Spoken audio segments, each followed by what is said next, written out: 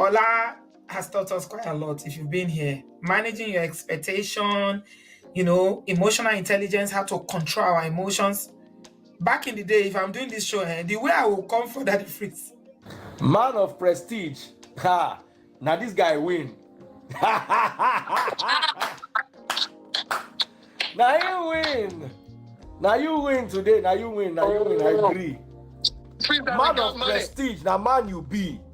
I'm sure some people will be jealous now the way I talk about Ola. But I have learned a lot from him. That's why I keep telling you to follow him. If you don't follow Man of Prestige, now you know. Yeah, we find her, the beautiful girl we've been missing. We wanna have her kissing. We find her, now we in love. Say Gosso, the remix. DMB, Tux Bites, remix.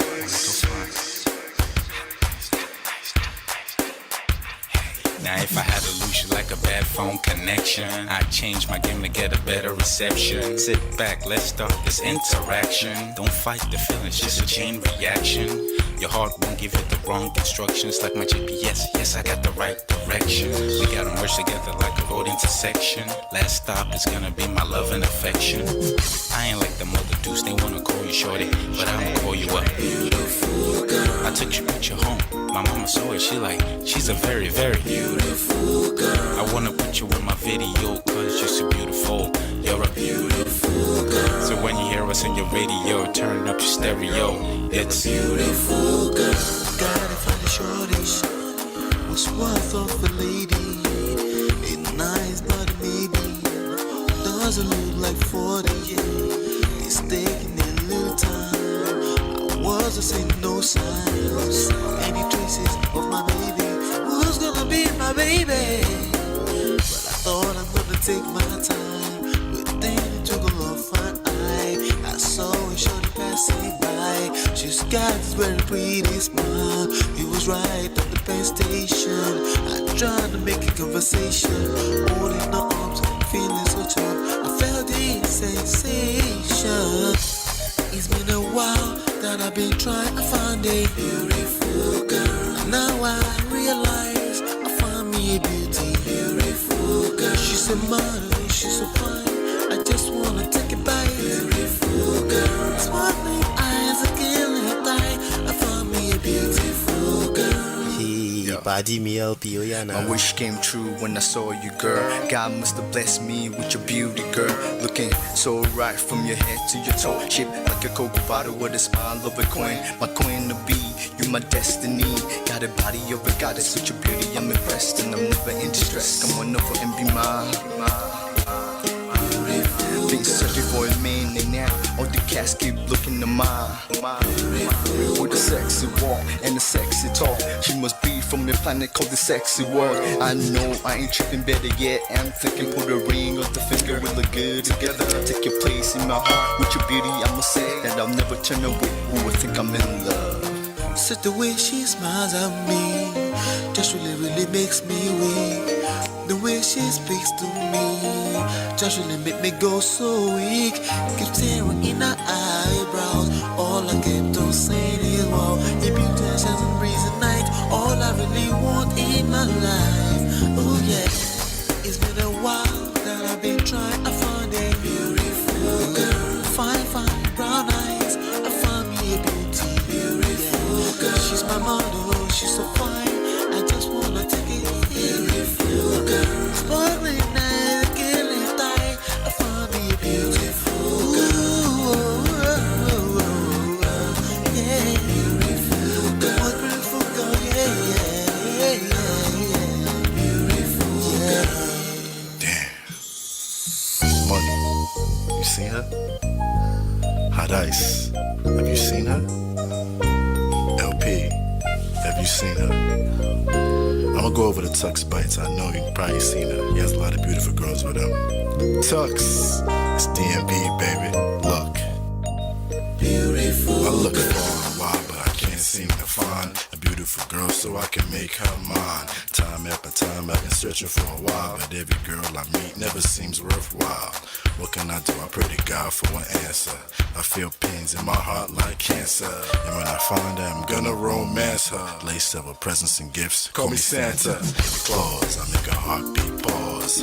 That's my girl, homeboy, not yours. The girl of my dreams, she's more than I ever thought. Show me Aston Kutcher, I think I'm getting punked. She's what I really want, so I'ma go get her. Since I'm a go getter, you know I'm gon' get her. And I will give her the world, anything for my beautiful girl. Psych. Ooh, It's been a while that I've been trying to find a beautiful girl. Fine, brown eyes. I found me a beautiful girl. She's my model, she's so fine. I just wanna take it, beautiful girl. Sparkling eyes, killing time. I found a beautiful girl. Girl, it's your love that I've been missing. I miss all your hugs, your touching and kissing. Make love on the floor, the couch in the kitchen. One love enough, we done enough.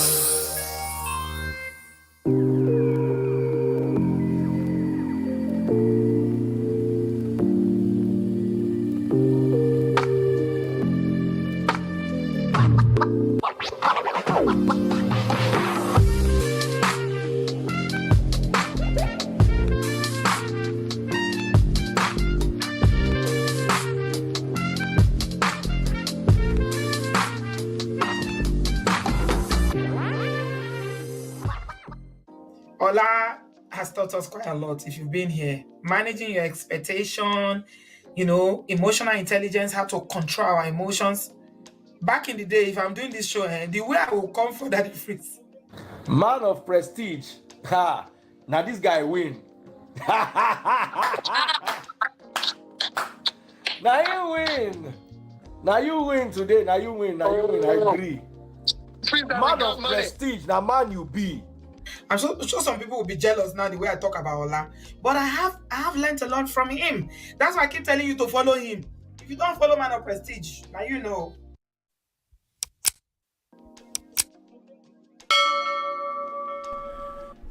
Ladies and gentlemen of Prestige, how a day? Welcome back. Yes, right about around 7 minutes and 35 seconds is when I come live. Just in case you want to be calculating it, whatever works for you, whatever floats your boats. But welcome back.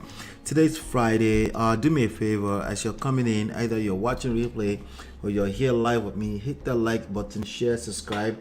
That's how we ping everyone else into the room. We do have a series of stories to cover today. If you see something that doesn't look like your favorite on the thumbnail, don't fall for it. Okay? I'm probably going to cover stuff you're interested in. Okay? Don't just go be a part of the family. Don't just go by the thumbnails. Don't go by the titles. I'm warning you right now. Don't go by the titles. Then you come back in the comment and say, how did I miss this? How did you miss this? Because you're selecting what thumbnails you click into. You need to click into everything. Make sure you're paying attention to everything. But anyway, nonetheless, I appreciate you for being here. Shout out to all my channel sponsors: Richie, Life with Natu, Adesu, Our Film Girl, Open Floor by Tima, Share Mama, Gores Corner, D Love 3000. Shout out to you. Thank you for always being supportive of the platform. I appreciate you. And yes, we don't mind a sponsor for today's show. Please feel free to support. This is Man of Prestige. My name is Ola, coming to you live from my Empire Pro Studios. Basically, we discuss relationships here, okay? We reverse engineer relationships that work, okay? And what we found that it has nothing to do with being a good person. Nothing, zero, good job, okay? It has nothing to do, it has everything to do with skills, competence. It's either you know how to or you don't know how to, okay? A part of that, some of that is luck. But can you imagine a street in a country where everything is just based off of luck? It would be a war zone. Some people know how to do it and they're doing it, okay? And some people fail at doing it and they tend to jump out there and try to train other people when they haven't really taken the time to learn anything. An example of those is Tyrese, and that's why we're talking about Tyrese today. What more do you want from Tyrese? He's been a good man all along. What more do you want from a Tyrese? As usual, this is not about Tyrese in particular. It's about all the different Tyreses out there, right? That may be struggling. Like, listen, I try to do the right thing. I'm a good guy, but there's nothing that's good enough for this women. If that's how you think, yeah, you're probably going to collect even more, because that mindset will drive the next phase of results you're going to create. Yeah. Yeah. And you'll be right. It's still not your fault. Okay. Well, you're right. It's not your fault. But you're not gonna, with that mindset, your results will stay the same. You can't keep doing the same thing and expecting a different result. That's called insanity. That is called insanity. But please feel free to drop a one. Let me know you're watching. I know there's about 5 of you watching me live. Just let me know that, you know, let me actually make sure I'm audible. Okay. All right, good. I think I'm audible. All right, great. So here's what I want to do. Okay. I want to cover a few stories before we get into that Tyrese story. Okay, there's a few stories. Okay, this internet streets, there's no shortage of people failing in relationships, sadly. Okay, and particularly people who try to jump out there and try to save other people without putting their own mask on first. Okay, there's no shortage of those kind of people. So we're going to be covering a lot of those today. I'm going to do a review of a section or a session of Auntie B's show a few days ago as well. So, okay, I'll be right back.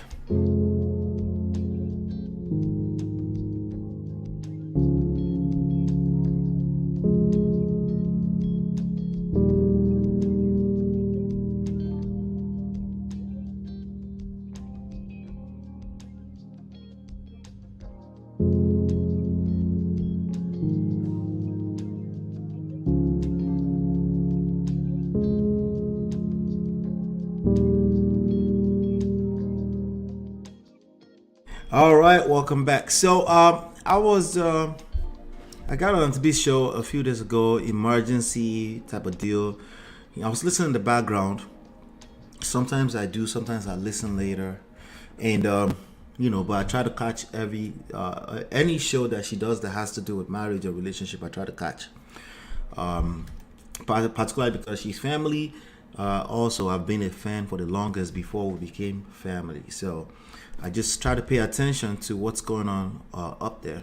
And I was listening, I was listening in the background, and this young lady jumped up. If you remember, we covered this story of this young man, 46 years old, who is now in custody, reportedly is in custody in Orlando, Florida, for deleting his wife.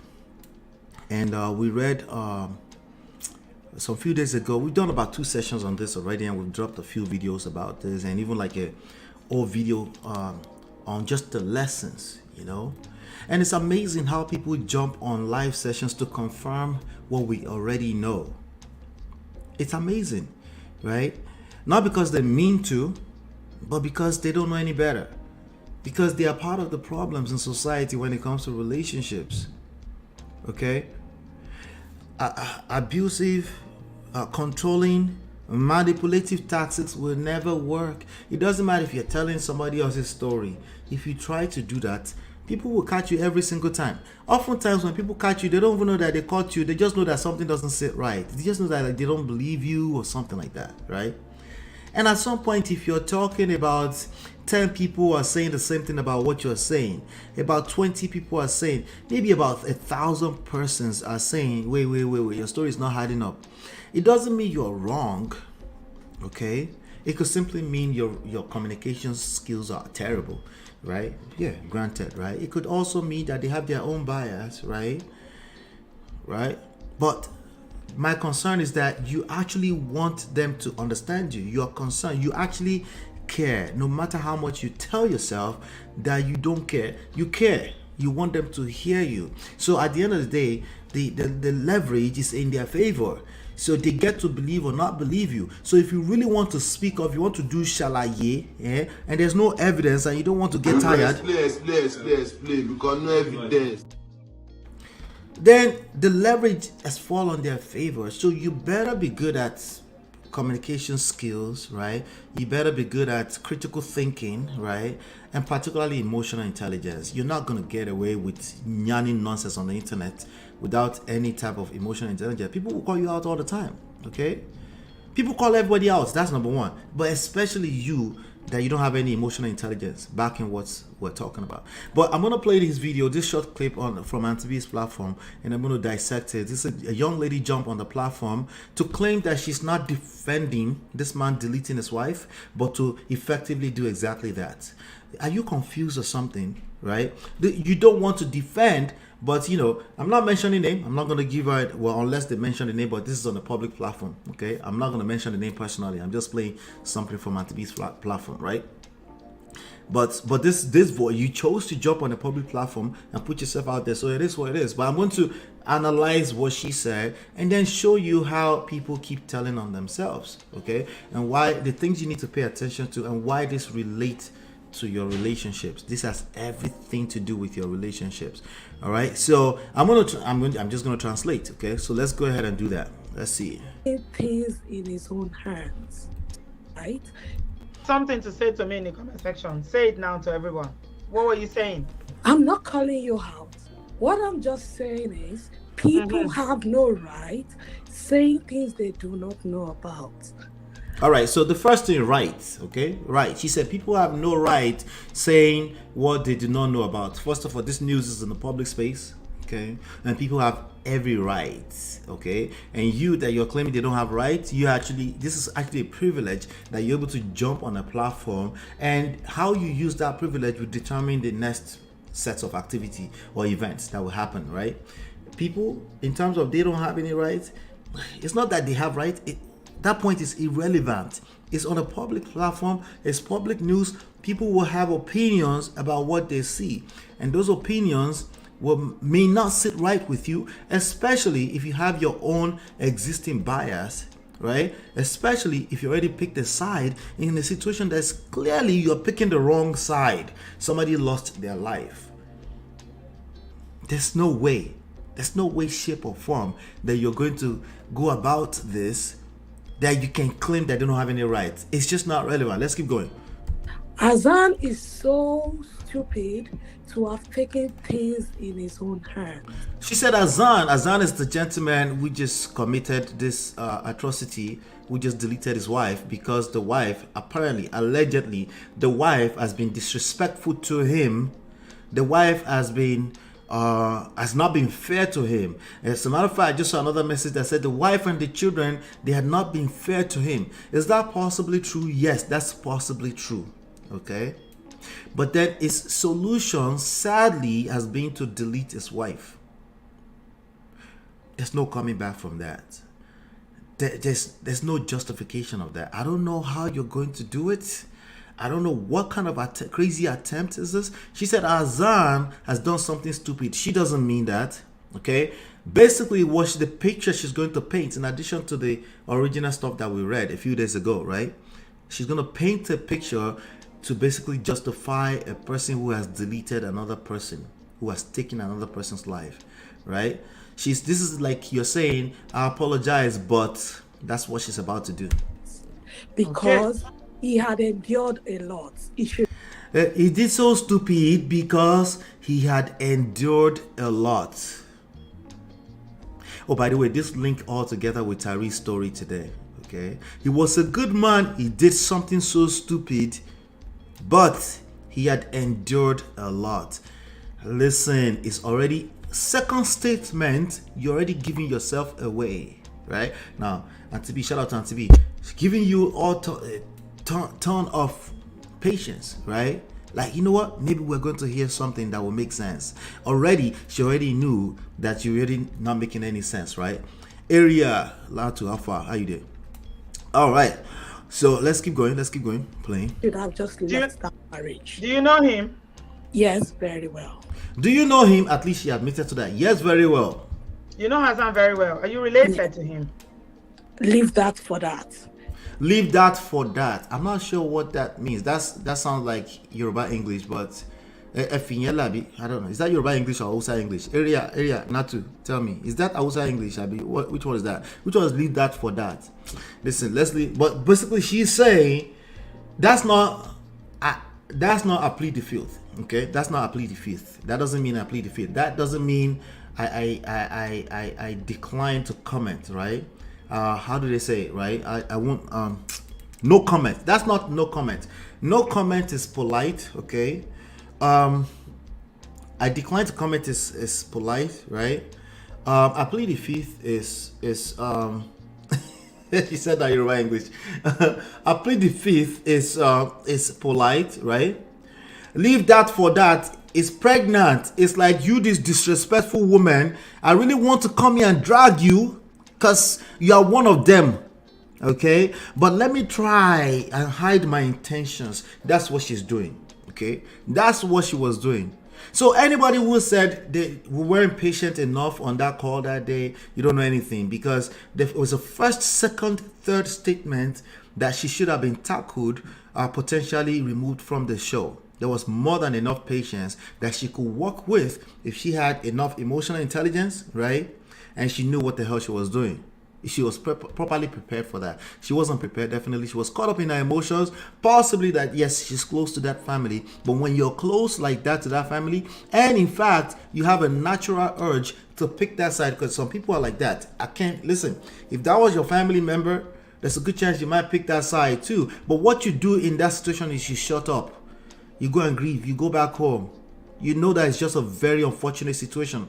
You don't jump out into the internet land with 1,000 people listening and try to defend nonsense. It doesn't make any sense. Good evening, But Toby and I Troy. know the family. All right.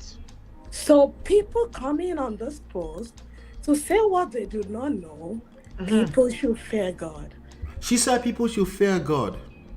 Completely disconnected from the fact that somebody lost their life. Just think about that. Okay? She literally said people should fear God. You see the cognitive dissonance there? Is that what they call it? Not be juju be that. Terrible. I couldn't believe what I was hearing. At this point, I was like, oh, yeah, I just scrolled up in the chat. I said, okay, there's a link here. I just clicked it. I said, I'm gonna call him. Because I honestly, I was like, you know what, let me jump in on this conversation, because there's a good chance there will be enough people in the chat that will take away the wrong lesson. Once you've collected shege in this life, okay? Once you've collected shege in this life, and your reaction has taken God forbid, and your reaction has taken somebody's life away, there is no justification. There's no way around it. There's no you too, you should do this, do that, do that. Women too, you should do that. There's none of that. Okay? That's encouraging that people like, no. You don't get, that's another conversation for another day. For now, today, you need to focus on how people can cope with life's shege. Life has shege. I'm warning you, this is something that the Tyrees of this world don't understand. Life has shege.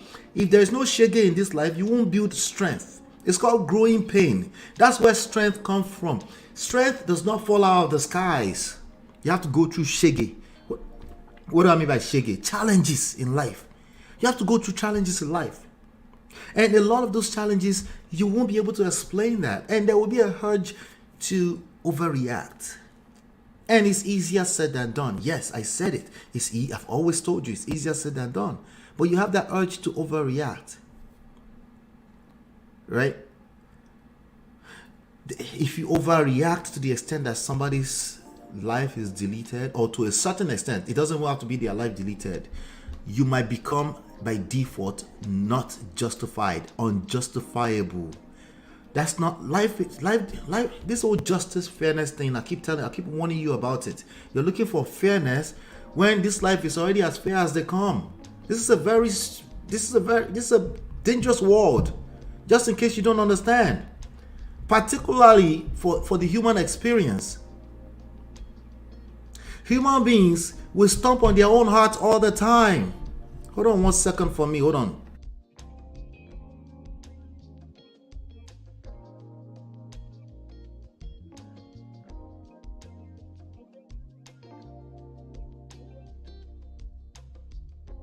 Sorry about that. Sorry about that.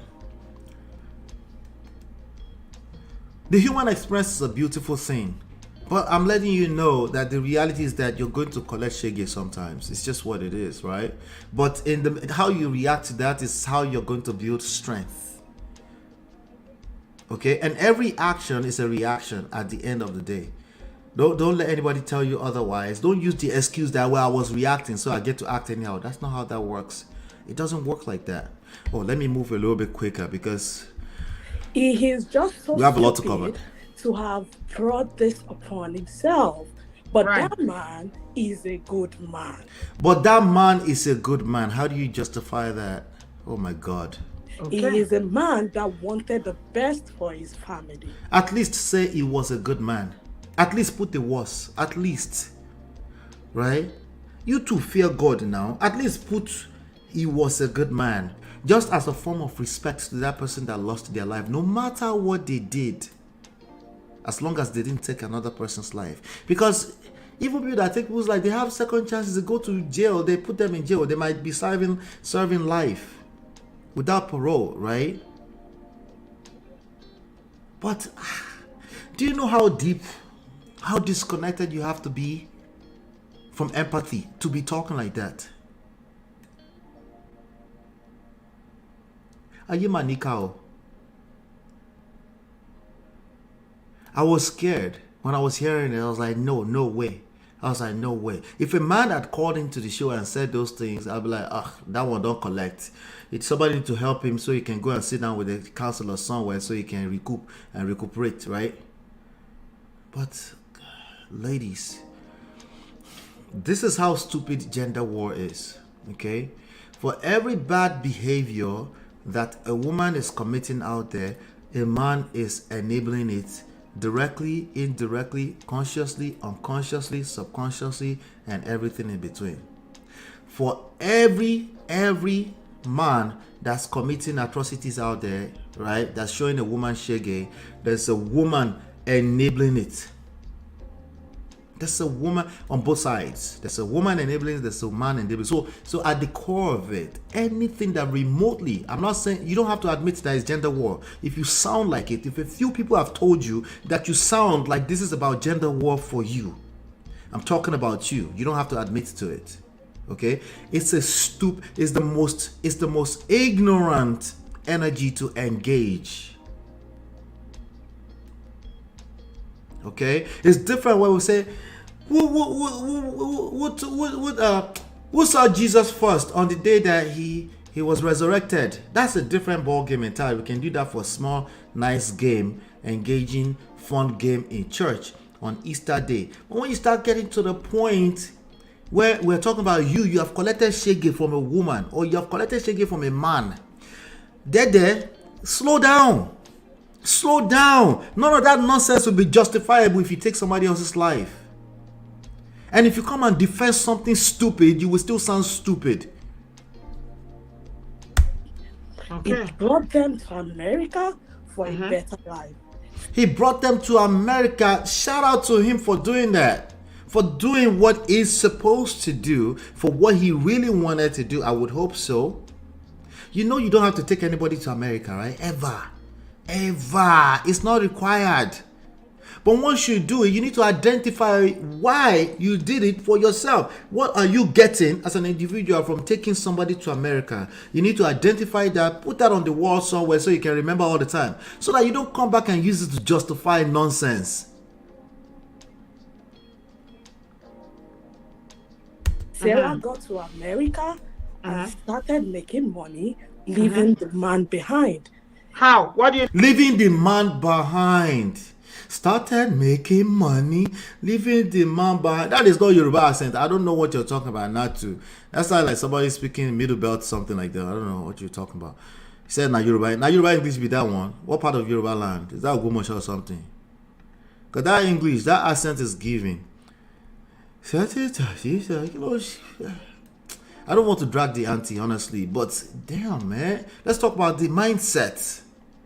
Leaving the mind behind. That doesn't make any sense whatsoever. That doesn't make any sense. Gabi Sopondo. And I just won't drag me for no reason, right? How does that make any sense?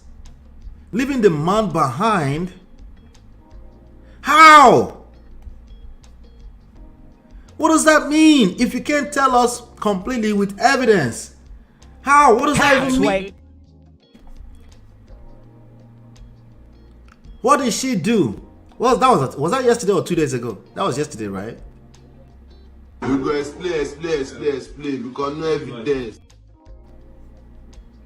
The worst ever. The worst. But these are the behaviors that are enabling people not seeking the help that they need.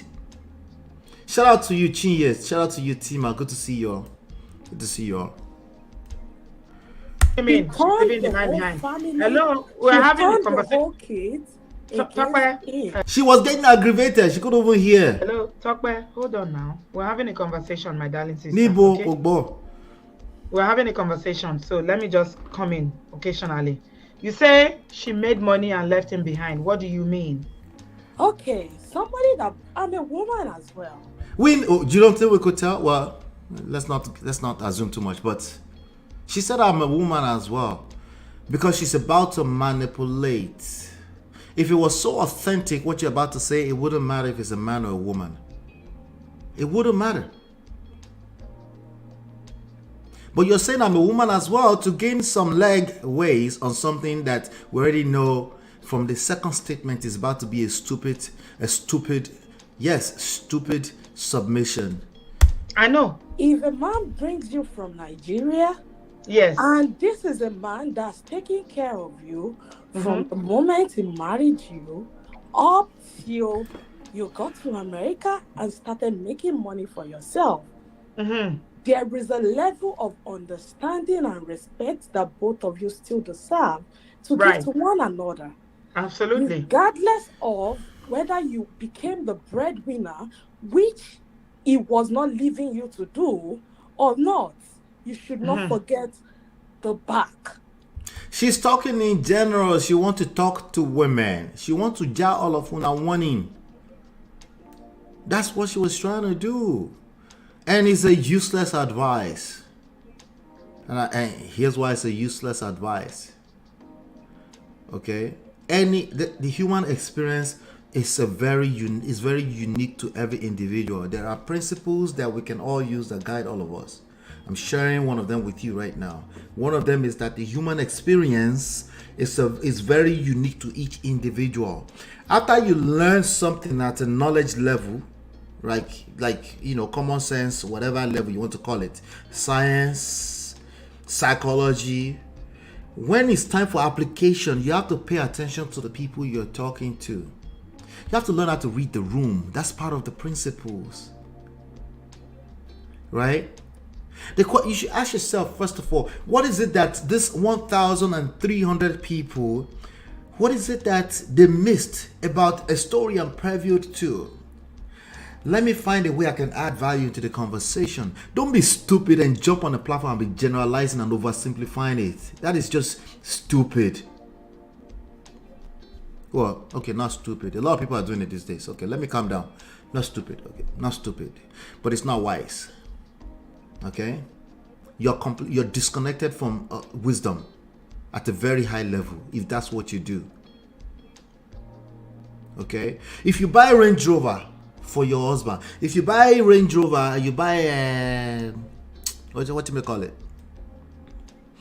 If you buy a Range Rover for your wife, you flew your wife into America, right? I understand how big of a magnitude that is. You know why? Because I'm looking from the outside. But if you did that for me, after a number of years, the sense of gratitude I have for that, if I'm married to you, has watered down. I'm warning you. That's watered down. You know why? Because see finish is a real thing. Okay? I've enjoyed it. I started living with you. Hopefully, I've also reciprocated at some level that maybe you don't consider to be big enough to compare to going to America. Good for you. But the reality is that I don't see it the same way anymore. I don't see a Range Rover the same way I see it on the 5th day I started driving it. That's the reality. That's some of the reality you need to engage when you get into a romantic relationship. Don't listen to this type of aunties because they will lead you astray. Should you appreciate somebody does something for you? Yes, you should. But they might start crossing the line when they want to use that to manipulate you. You might be feeling that. You might even be struggling like, no, but this man did this for me. This woman did it for me. You might even be struggling with that. But don't allow somebody to manipulate you with that. Tell them to, you know what, if that's what I need my own mental health. Keep it. Right? I'll go back to Nigeria so you don't feel like, right? At some point, the reality kicks in. How much more? Somebody deleted his wife. What kind of stupid justification is this? He brought them to America. And? Is there anything else? Because clap for him. Candy. Okay, what else? Ground. What you guys have shared. Yes. Sarah in Nigeria never worked. Let me tell you something. If you are encouraging that when you Japa, you should just always remember, always submit. If you don't listen to the full story before you start saying something stupid like that, you will encourage this type of behavior because they will resent themselves more. You will be confirming to them that they are right. And they still don't believe that they are right. And they won't believe that they are right until they commit something stupid. It doesn't help when you do that. You need to listen to people's full story before you take sides with them, either they're a man or a woman. We live in a world where just believe everything a woman says. That's terrible. That doesn't make any sense. It doesn't make any sense. You need to listen to people's story and don't be there taking unnecessary side. Just be a shoulder to cry on. That's all they need. Be a shoulder to cry on and send them to help them, link them up with somebody to get help, because it's a lot more complex than right and wrong. Yes. She was a full-time housewife with 4 children. She was a full-time housewife. And this is a man that takes very good care of her, that she herself, she knows she has done a lot in the barracks. Everyone thinks I have hands to grow hair, but they get shocked when I reveal my secret. It was painful losing my hair. On her own, she frolics men a lot. Even from Nigeria. She frolics men a lot. That's what she just said. How is that relevant? How is that relevant? Oh, so we can use it to warn women. Do you understand the end of your sentence? Your end of your sentence, so that your man doesn't delete you. Please don't frolic women. Does that sound like it's common? That doesn't even make any sense. Because if you say, well, she frolic women a lot, so let's warn all women not to frolic men, no, so that your husband will not come and delete. What kind of message is that passing for people who might be impressionable, who might be going through it, actually collecting shege from a woman? Does that help them? Do you think that helps them? I'm guessing you think so. Okay. Yeah, she sent him out of the house. She says that man is just so unfortunate. Mm-hmm. He was a man that has been pushed to the wall. Gentlemen, let's sit tight, gentlemen. You will never, ever be able to get away with that kind of stupid excuse. The excuse will still be legitimate, but you go collect. Okay? The excuse is legitimate because I know you've collected shege. Okay? I know you don't receive shege, right? From your woman, right? And you know about, she made me do it. Really? No one is gonna hear that. There's no word that exists. Oh, let me speak my truth. Shout out to Tyrese. Let me speak my truth. There's no speaking your truth. There's no speaking your truth that will ever catch up to that if you do something stupid. Oh, by the way, you don't have to do something that stupid. Okay, we'll be reviewing Tyrese's story in a second here.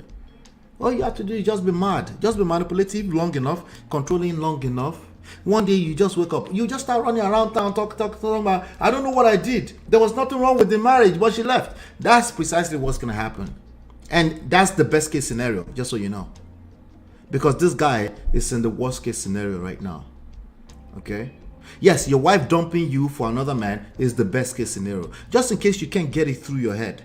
Okay, your wife that you brought to Japa, so you brought all the way from Nigeria to here, you did everything for her and you pay for her school fees. I understand it's tough, but you can't keep that mindset up. You need to pick up the pieces. You need to pick up the pieces. Okay, because those are the cards you are dealt, sadly. But actually, fortunately, if you can see what I'm trying to tell you, that's the best case scenario. If you're still here listening to me, that's the best case scenario. Pick up the pieces, because your whole life is ahead of you. This type of auntie here, they would just act like they're on your side. They're not on your side. They don't know what they're talking about. They have no idea. They can't relate with you. They're just sympathizing with you. I'm an empath. They don't have no idea what's on the other side of that mindset for you.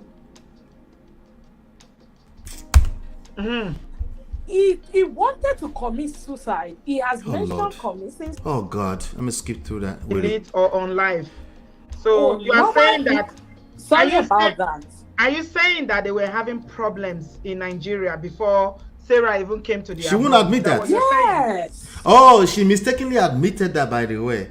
She mistakenly admitted, but guess what she's gonna do next? Watch. She has been promiscuous. Oh, you see how she reversed that? Say, have you seen they've been having problems? She said yes. And she went right back to she has been promiscuous. Okay. From Nigeria. What do you mean promiscuous? Man, we know when you say a woman is No, we don't necessarily know. Just say she cheated, didn't it? Say she cheated. Because in marriage, we know what we are talking about. No! It was you that's speaking Ondo English. Tell us what you mean by promiscuous. Oh, I need you to explain. I don't want to make any assumption. She cheats on the man. She was cheating. Caught her several. How does she know this is the question. Not that I don't believe her. I just would like to know how you know that, because that was what will set us apart from you. Because the rest of us, we're talking about what we don't know. You should know what you don't know, and you should be able to prove. But yes, I'm guessing this is just another shalaye, explain. Tired, no evidence. Explain, because no evidence. But he has forgiven her a lot of times. He loved her so much that even Sarah's family loved him. Right. That is not love.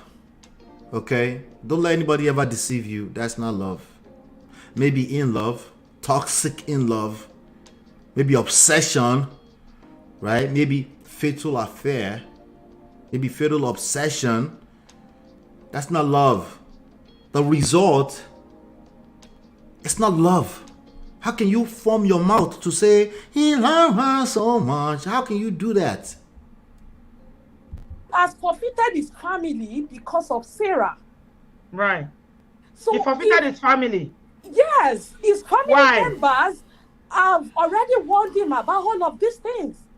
Why did he forfeit his family? Was there a family because dispute? everybody could see that Sarah was leading him wrongly. Gentlemen, I understand that when you collect shege, you are also human and you have emotions and it's all over the place. And oftentimes society doesn't encourage that you express your emotions, right? The work you need to do is find a safe place where you can express your emotions, okay? But you're not going to get away with the excuse that your wife made you forfeit your family. Social construct is not set up that way. Couldn't pass. You know how you say, people look at you crazy because you should handle your business inside the house. Yeah, that's going to continue to be the result you'll be getting. Majority of people, me, I was still like, I understand. Because I know what woman that you're in love with, a woman that you think you love, usually because you don't love yourself, usually because you lack self-respect, right? I understand what that can create for you. That can make you start, Charles Tari says gaslighting, feel gaslit, right? I get it. But you're not going to get away with that excuse. Yeah, like it's actually worse when you have a gang of women behind you. Say, yeah, speak your truth, speak your emotions. It's going to be worse. It's going to be worse. See, I'm talking to you directly. It's going to be worse. Don't do that to yourself. The world we live in is not set up that way. You do have some power, okay? It's usually not in your mouth, okay? That mouth is a double-edged sword. It will cut you both ways, especially if you don't know what you're doing. Especially if you're a man. You don't get away with this, okay? You don't get away with this. This is the worst case scenario, okay? If you end up with the best case scenario, the one I described earlier, a Tyree situation, you will still feel like shit. Yeah, I know. That's what you're feeling. That's why you feel like Allah doesn't have your back. I know, I get what you're saying. But I'm telling you, your solution is where we disagree. Your solution is not going to work for you. You don't jump out into this street and be talking to randoms and saying, yes, she made me lose my family. That is a stupid talk or a random. You're not going to get away with that. And any woman who supports you in that rhetoric will go back to their own house after it's all done, after it's all said and done. And they will show their own husband shaggy at home when they end up in a romantic relationship. No one can tell you anything unless they're inside of that situation with you. I mean, no woman can sympathize with you. Or they should tell them to go and sympathize with the person they are in a romantic relationship with first. Because they're going to show that person shaggy too before they figure it out, if they ever figure it out. How do I know? Well, because everybody has their own experience. You should ask the husband. Oh no, but she's a good lady. She's one of those traditional ladies. Ask the person that's sleeping with her at home now before you conclude. Because it's all feelings, remember? It's all feelings. They were realizing Sarah was turning him behind the family. In the turning him behind the family in what way? Turning him against the family. She was more of a another bad excuse. Human being. If you don't know her, you cannot know her. You need to know. So why are you doing shalaye? We don't know her. And you already know we can't know her, but you came here to do shalaye. That shalaye tells me you don't know what you're doing. Forget Hassan and Sarah for a second. You don't know what you're doing. You need to go back home and talk to a therapist. Where did I go wrong in this? How can this mindset affect my own relationships in a negative manner? Because I guarantee you, this mindset will not build any relationship. It doesn't matter if you're actually correct or if you're right. It's irrelevant. Irrelevant. Because clearly you don't know how to read a room and you lack any level of emotional intelligence. Know her deep to know who she is. If and you know her deep. Her on the surface, you will think she's the best person on earth. The only person that can claim to know her deep is the man who is in jail. That's it. And from all indications, he didn't know her very well. Because if he knew her and all of this is true, he wouldn't want to stay married to such a bad human being. Why would you want to stay married to such a bad human? Well, because of my children. Gentlemen, you can't get it with that excuse either. Okay? If you have a reason to stay with that, you have to own that with your full chest. And just do it like a man. Okay? Because if you don't listen to me right now, if you end up like this, in this kind of worst case scenario, I don't know. Again, I'm talking about the mindset, the feelings, the emotions that go to this kind of situation. I'm not talking about the tangibles. I'm not talking about, oh, she cheated. Yes, she might have cheated. There's no question about that. So did she do the right thing? You answer. Do you think I will tell you she did the right thing if she cheated? But that's not relevant to what we're talking about. What's more relevant is that you will jump on a stage to come and defend nonsense. That's more relevant than Hassan and Sarah. Right. We all have our differences. No human being is perfect in life. Right. I am not saying Sarah is not a good person too, but she had her lapses, which was a lot. Was Hassan? Hold on. Hassan is not right deleting her. No. It's not deleting. Hello now. Get that point. You know how people say 95%? I didn't say 100%.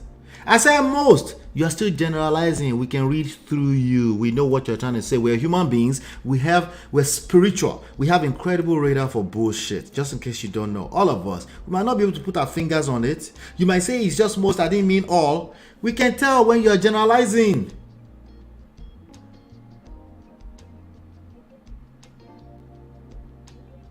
We can tell. Get that. She wasn't right. We know you will say that. But everything you are saying is indicating the opposite of what your mouth is saying. That's called social intelligence. Being able to know that we interpret it that way is called social intelligence, regardless of what you're saying out of your mouth. So words don't matter. No, there's limitations to that. Not as much as you think. Your energy matters more than your words, just in case you don't know.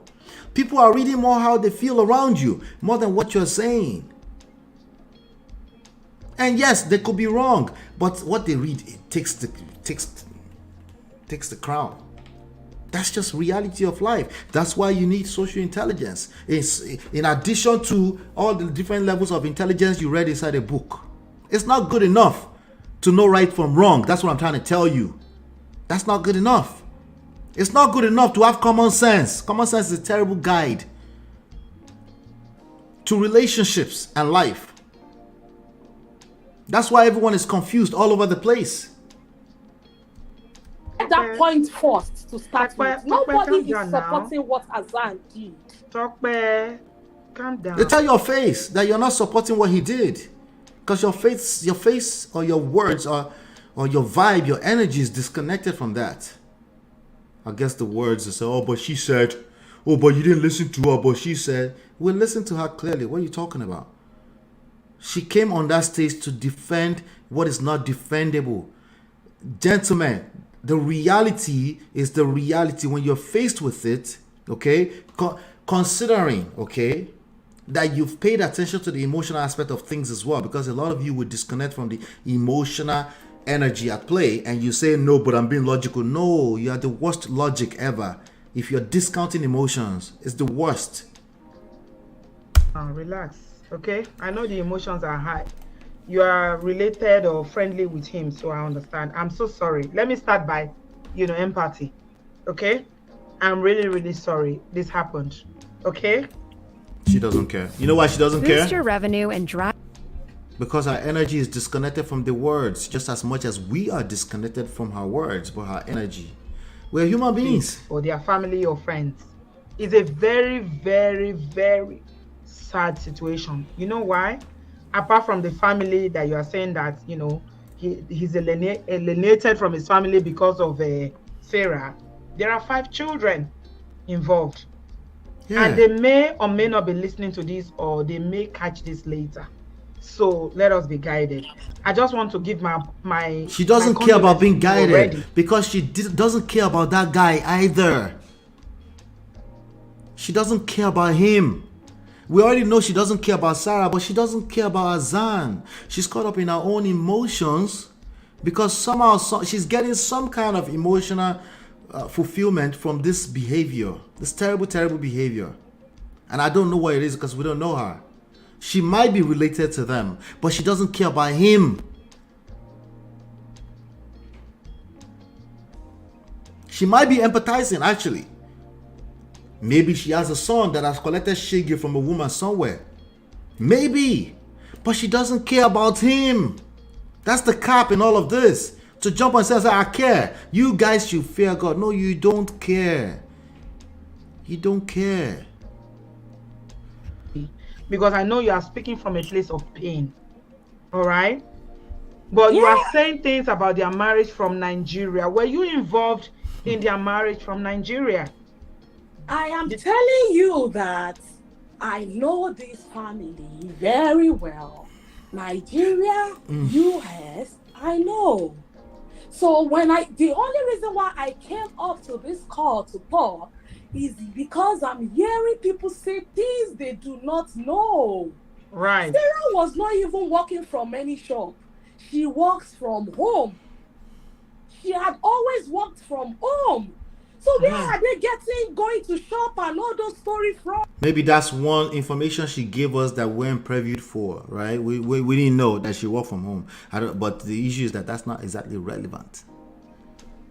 Okay, she worked from home. She didn't work from a shop. Okay, I missed when anybody ever said that. I'm sure somebody probably said that in the chats. Oh, she has her own big shop. She's making $4,500 a day, right? That's not relevant. Right? Right. See, this case is a very delicate one. Except you are close. No, we don't know that. Somebody got deleted. We didn't know. Again, tell us something new. We didn't know. Somebody got a person's whole life. Somebody's mother, a couple of people's mothers got deleted in the weirdest way ever. In the most tragic way you can think of. We didn't know it's delicate. No, we didn't know. You really want to tell us. I bet she didn't know I was being sarcastic right now in the last few seconds. People, we need to do better. Because listen, somebody is listening to me and they do this. All right, they're disconnected from everything emotional, but they want to act like they know what is right from wrong.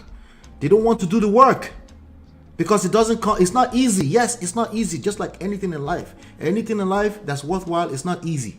They don't go together, but that's why it's worthwhile. Do the work. If somebody seems like they are just taking advantage of you, anything like, yes, including when they are manipulating you and blackmailing you and controlling you and all this different gaslighting you, including all of that. If you are able to complain, you are able to take your butt to help. Go and find help. Seek wise counsel. Because if you overreact, you will collect. It goes for all of us. Every action is a reaction. So you're not going to get away with that excuse. I was reacting, they made me do it. No, you're not going to get away with that because anybody can claim that. Close to the family that you know both the husband and wife, you will not know deep down what went down. Right. He was just a victim that was pushed to the wall and decided to take laws into his own hands. Oh my God. Right. Which we all blame him for. He was stupid to do that. Are you in the US? So again, can somebody tell me what she's saying that's new, that's different from what everybody else was saying before that point? Right? Can anybody tell me what she said that's different from what everybody else said? The only thing that's different is the energy. The energy is defending what is not defendable. The energy is given, I'm taking the wrong side. She's not saying anything. This idea is to jump on stage and manipulate 1,300 people with, oh, everyone is saying something, but let's think critically. No, you think critically. If you're really that close to them, you really should not be jumping on any public platform trying to control the narrative because somebody's life was deleted. Okay? Even when you go to the court of law, right? There's only so much they're not gonna know what happened completely in that marriage. But they don't wait for that before they cast judgments. That's not how life works. That's just simply not how life works. So it's another unrealistic expectation, if you will. What do you expect people to do in the public, on the public platform when they're trying to extract lessons? Now, wow. He was a man that had given up. He had given up. He had tried. He has been trying for years to settle things. He goes on his knees crying and begging Sarah for them to get things together severally. Right. But she would not do that.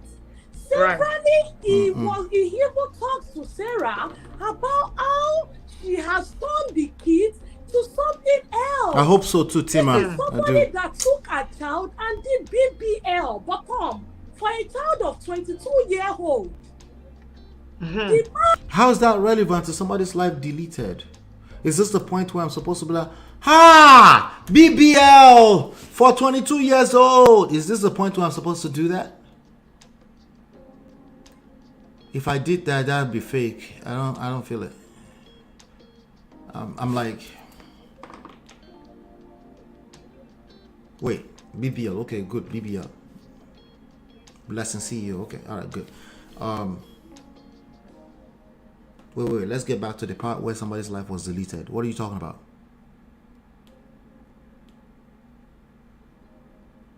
What are we talking about? Oh, she cheated. Okay.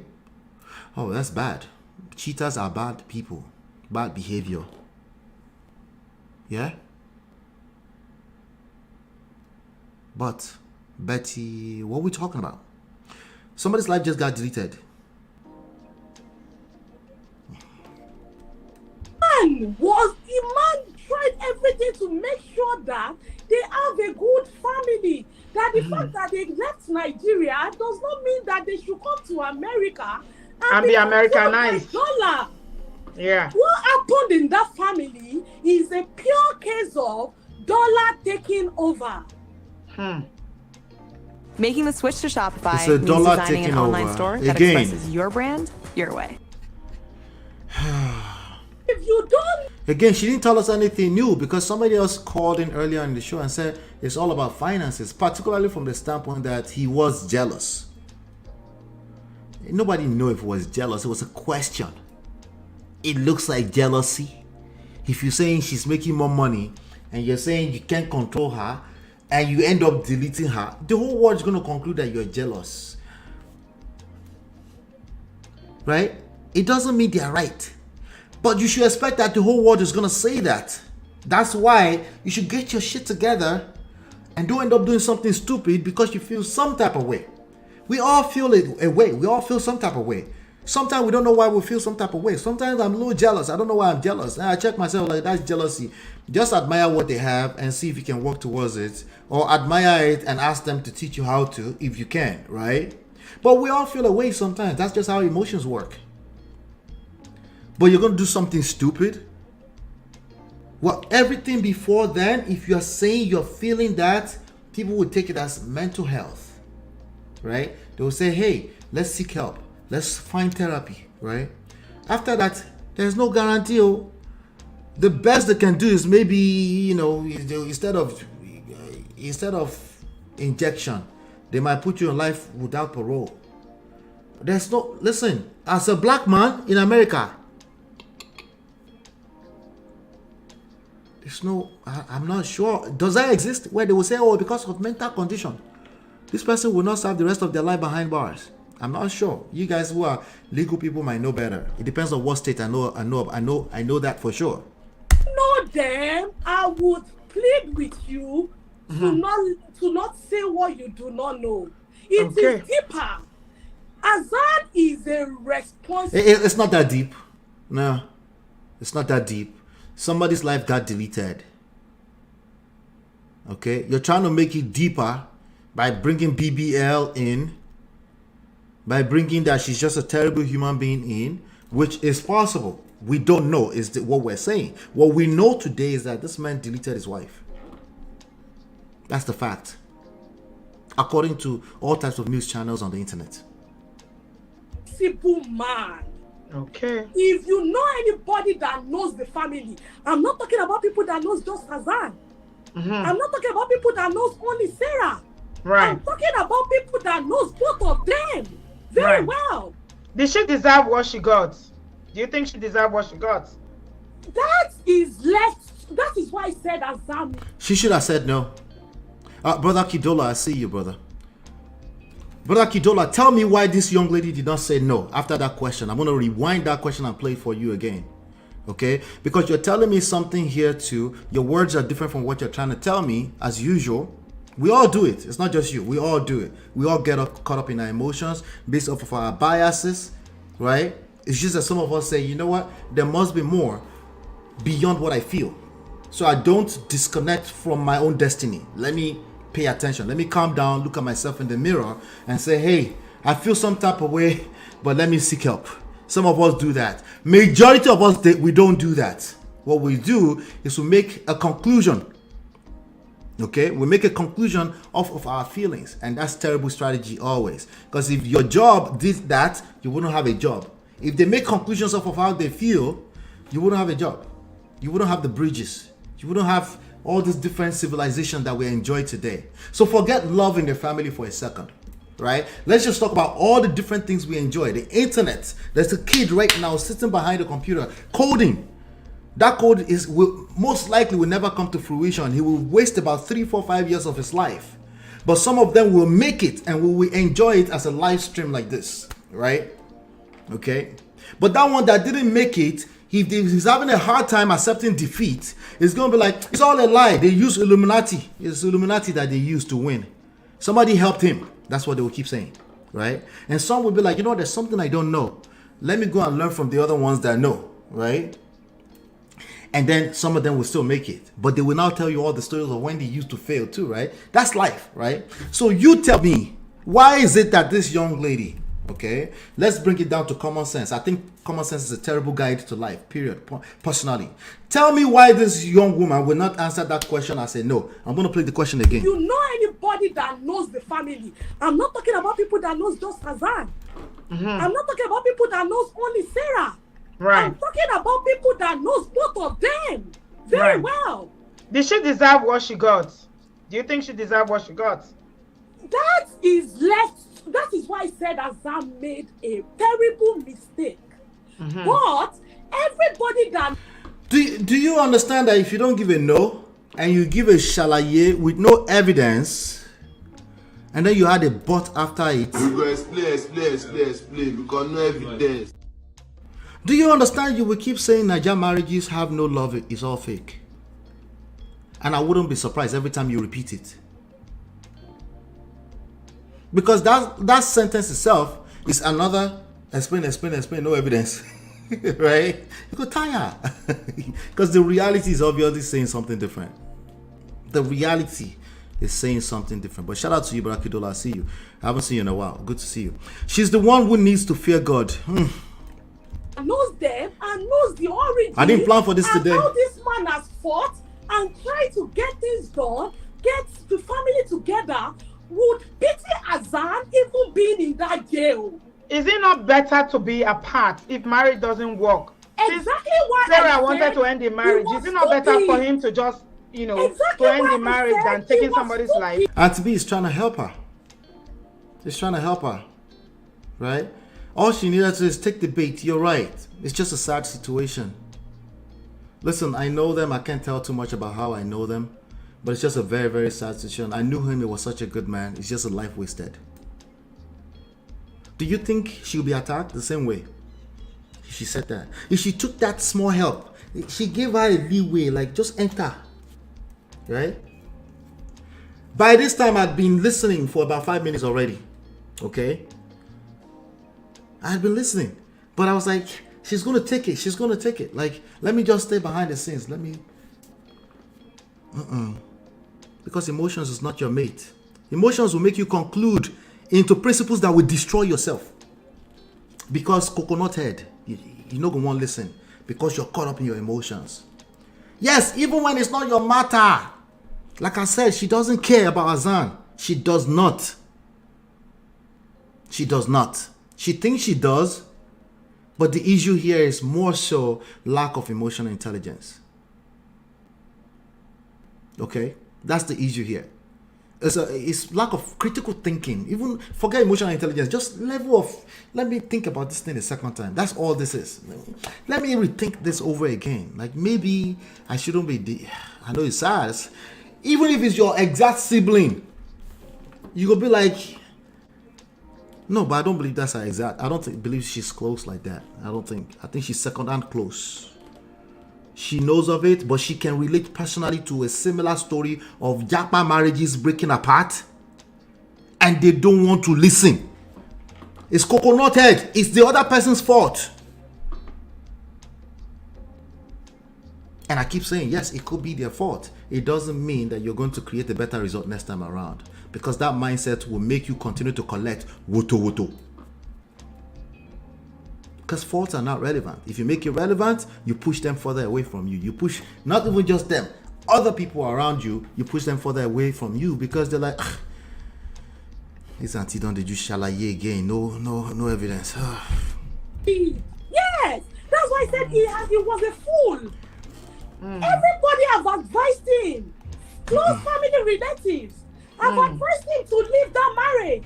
He keeps saying, how do I leave the family I have grown all my life to fight for? This is a family that I have sacrificed so much for. This is a family of 5 kids. That was my first time of trying to unmute. You heard the echo, right? That's why she said, fix your audio. I didn't realize I didn't have my earphones on at the time. Oladi says, I think you should give her a chance to talk. She's gradually coming out, and at the same time, she's being careful. Oh, she wasn't being careful. I don't know if she thought she was. Honestly, she might think she was being careful, but it was failing.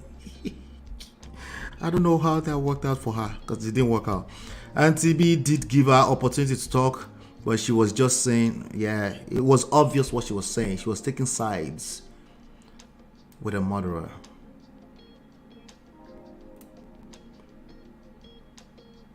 You see how I got stuck on this conversation for an hour and extra? Because that's how much of a big deal it is. Life and death is not your mate. Everything else you got going on, your justification, you must tuck that in. Tuck it in. Right? Why? Because the only solution to all of this is self-love, self-respect, and self-worth. You will never be able to get away with blaming another person for you committing the ultimate. So it's an unrealistic solution, unrealistic expectations. There's no society in this world where you'll be able to get away with that, unless it's mixed in with some kind of corruption or something like that. Okay? Or maybe you're a powerful person. Maybe you are, Hitler level type of situation. No, you're not gonna get away with just as a normal person. You don't have that luxury. You don't. So I'm talking to majority of people. The solution is self-love, self-worth, self-respect. You will never be able to give somebody the credit for breaking up your marriage. Do you know you are giving them credit when you blame them? You not realize that? Okay? If my 16 years marriage ends tomorrow, I'll take full credit for it. Why? Because the rest of my life is ahead of me. I'm not giving away that problem. It's the worst thing you can do to yourself, giving away your problems. Don't do it to yourself. So how do you hold other people accountable? You hold them accountable by attracting, because we're talking about romantic relationships. Remember, we're not talking about your job now. Okay? At your job, hold them accountable. Just seize their check if they work for you. If you work for them, just go and find another job. That's how you hold them accountable. They will miss you tomorrow. But when you spend a lot of energy holding another human being accountable for romantic, emotionally driven situations, you will get drained. You could just shalaye. No evidence. You would be tired. You explain because no evidence. But if you start paying attention, like, let me take accountability of myself first. You also tend to attract the best situations. You also tend to attract the best that romance has to offer. Because it's very scarce in the marketplace. Everybody is holding other people accountable. That's why they are failing. But if you find yourself, you're able to, like, I can take care of myself. Everybody wants you. Everybody wants to be a part of your life. Are you kidding me? Are you not understanding what I'm saying? Is it too deep? You don't get it? Oh God. They use your function to play. You get it? Okay. If you don't get it, forget about it. Right. No, I'm kidding. Let's continue. There's more. I'm bringing you in. Right. That is the reason why everybody advised him to leave that home. But me and you know that human beings is very difficult sometimes. Right. As much as we say men are bad, let's call the women to order. This is our motive. This is what she came here to do. As much as we say men are bad, let's call the woman to order. What about just the individual? Forget woman or man. You can be woman, you can be man, you can be anti-man, anti-woman, you can be trans woman, trans man. What about holding that individual accountable? Or call them to order? Why women? Why it's got to be women? Because you don't have a solution. You are generalizing. You're oversimplifying a very complex issue. It's a very complex issue that you collected woto from another person that was supposed to love you in a romantic way. It's much more. There's no way it's not much more complex than gender divisions. It's impossible.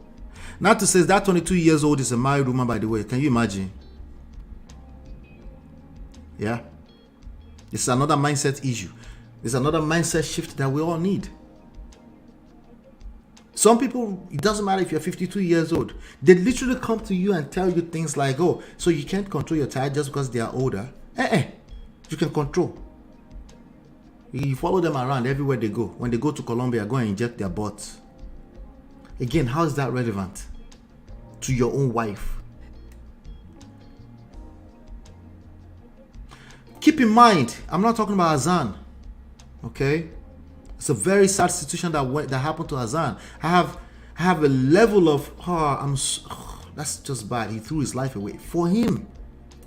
I do. Once life and death is involved, I can't even engage the judgmental zone. But when you pick the side of the person who clearly committed a crime, when you pick that side, Baba, it's not about the person who committed crime. I'm looking at you funny. What are you doing? Are you okay? You sure you don't want to talk to someone?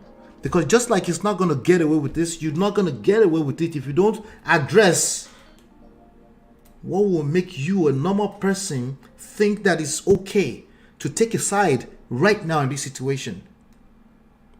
Okay? DV is the topic. It's not for Hassan and Sarah. It's for the rest of us that were here. The lesson is very, very simple. Take care of yourself. Listen, people that love you the most, people that you love the most, you will collect shege from each other. That's the reality. And majority of it is feelings. You just feel like, how could you? I loved you. I did this for you. I did that for you. How could you? You feel it inside of you. I understand it very clearly.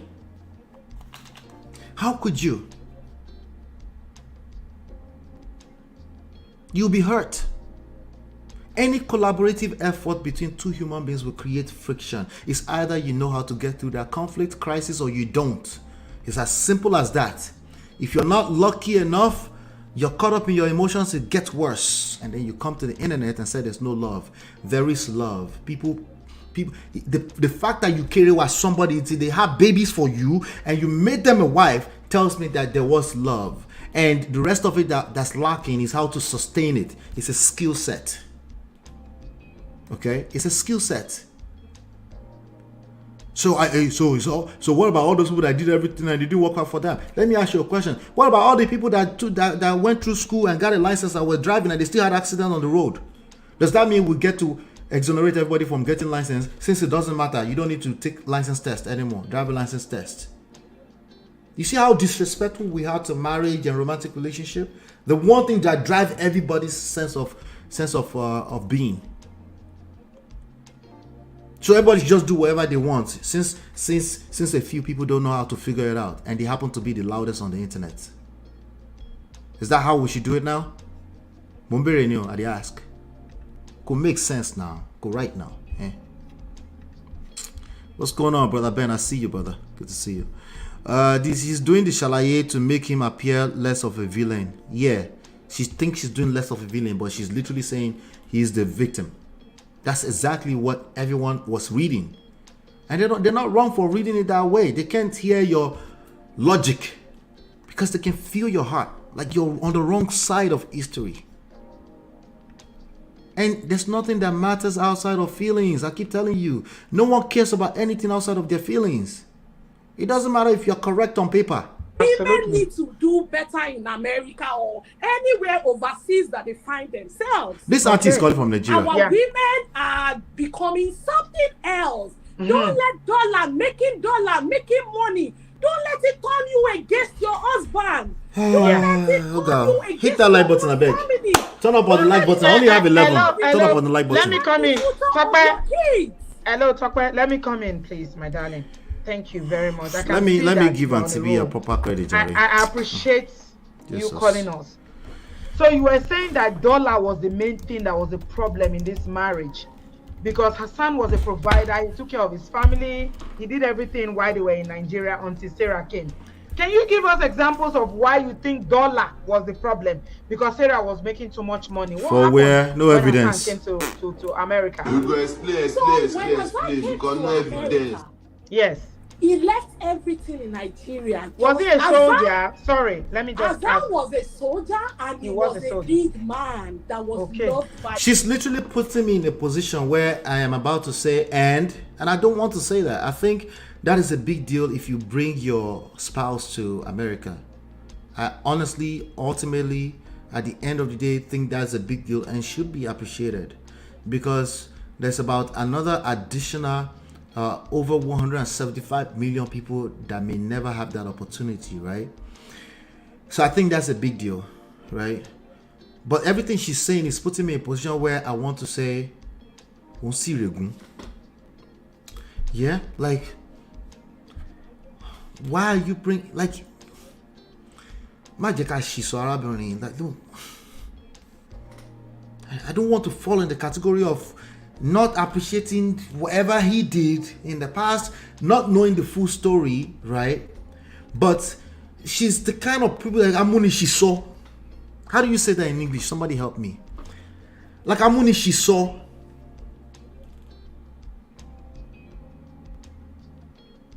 Because she's thrown the deceased under the bus multiple times. She cheated. She's arrogant. She turned his family under the, like, all this thing, right? Zero respect for the deceased. His superiors in the army. Now that NFL Sunday takes. All right, I'm going to get into the Tari story in about 8 minutes. We can round up with that. I didn't know this was going to be this long. I thought about it last minute before we jumped on. I was like, yeah, I got to cover this, you know. And then we'll...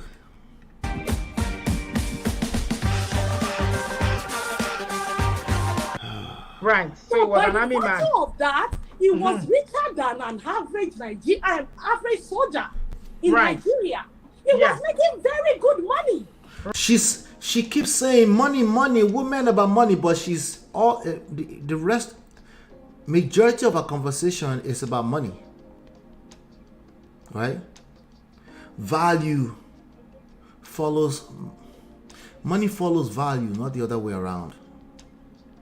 Okay, no matter how rich he was in the past. Okay, we won't do the Tyrese show. Let me finish this, then I'll drop the link.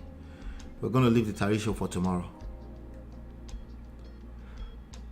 No matter what we are talking about, if your rhetoric for or against, the mind doesn't care about the for or against. It just cares that your focus is money, right? It is no wonder why you missed it, because you're thinking money. If the story and the picture she's trying to paint is true, it is no wonder that he missed it, because he can't see a way to add value to his wife's life or misbehavior. He couldn't see it because all he's thinking is money. He thought it was less than, according to her, because somebody's making more money than him. Now the reality is that in life, majority of people think that way, which is why majority of people in life, they end up at the bottom of the pyramid. Like, hello, are you with me? That's the same reason, right? Because they can't think beyond money and the bills they're about to pay tomorrow. They can't think beyond, right? They can't think beyond that. That's why they end up doing less than, or they do a little bit and they quit. Case in point, YouTube channels. How much money do you think we make from 1,000 videos plus so far right now? Right? At this point, I should have collected at least $1 million from this bitch, right? Right? 981 videos. You would think, right? Your guess is as good as mine. Okay? But the average person who tries to start a YouTube, tries to start a YouTube, right? I'll tell you what the number is. Let me see here. Lifetime $2,391 out of 1,000 videos. The average person would have quit by now. Going on 3 years. It's gonna be 3 years. Is it 3 years? I think. Is it 3 years? No, 2 years. I think it's gone on 2 years. Let me see. Even me, see, I'm not looking at time because October 18, we launched October 18, 2021. Well, yeah, it's about to be 2 years. Sorry. Right? It's a lot of work involved. I actually have people help me. If you think I'm the one dropping all those videos, you're deceiving yourself. Well, I pay people too.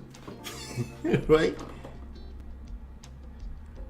An average person would have quit because they can't see value unless you're talking about money. And when they use money to determine their own value or the value they bring or that they get, it is no wonder. Washishe, you will miss it. You will miss it. That's why majority of people need to go to a job, because otherwise they can't see the value they have. The person who hired them is getting 10 times the value that they have from them. They're giving them 10% of it or less. It is what it is. It's the reality of life. I wanted to paint that picture for you so you can see the analogy here, right? Money, money. She keep talking about how much money. He must have, if she's actually a family member, he probably was busy talking about his wife all around town. Probably. We're not talking about what we don't know. Probably means probably. Because now she's saying, you all don't know what I know. Well, let's assume she knows. So basically, he thought it was less than because it wasn't making as much money. It's no wonder. It's no wonder. If your wife is making more money than you, that's a circumstantial situation. It's a temporary situation. No condition is permanent. Why do you have to worry about that? It's the same family, it's the same empire. Why don't you find a way to add value to her? You don't see because you think of value as money. The money is the value for you. It is no wonder why you're missing it. This is all part of emotional intelligence. Same thing in the stock market. If all you think is like, if everybody is fear, FOMO. I said mofo. Fear of missing out. If that's how you play in the marketplace, you will lose all your money. Guaranteed. The rest of the people, the small percentage of the people, the one that will never believe that love is fake. Those small people, percentage, which you can decide to join them, right? Those ones will lay back, relax, drink water, take a cold shower.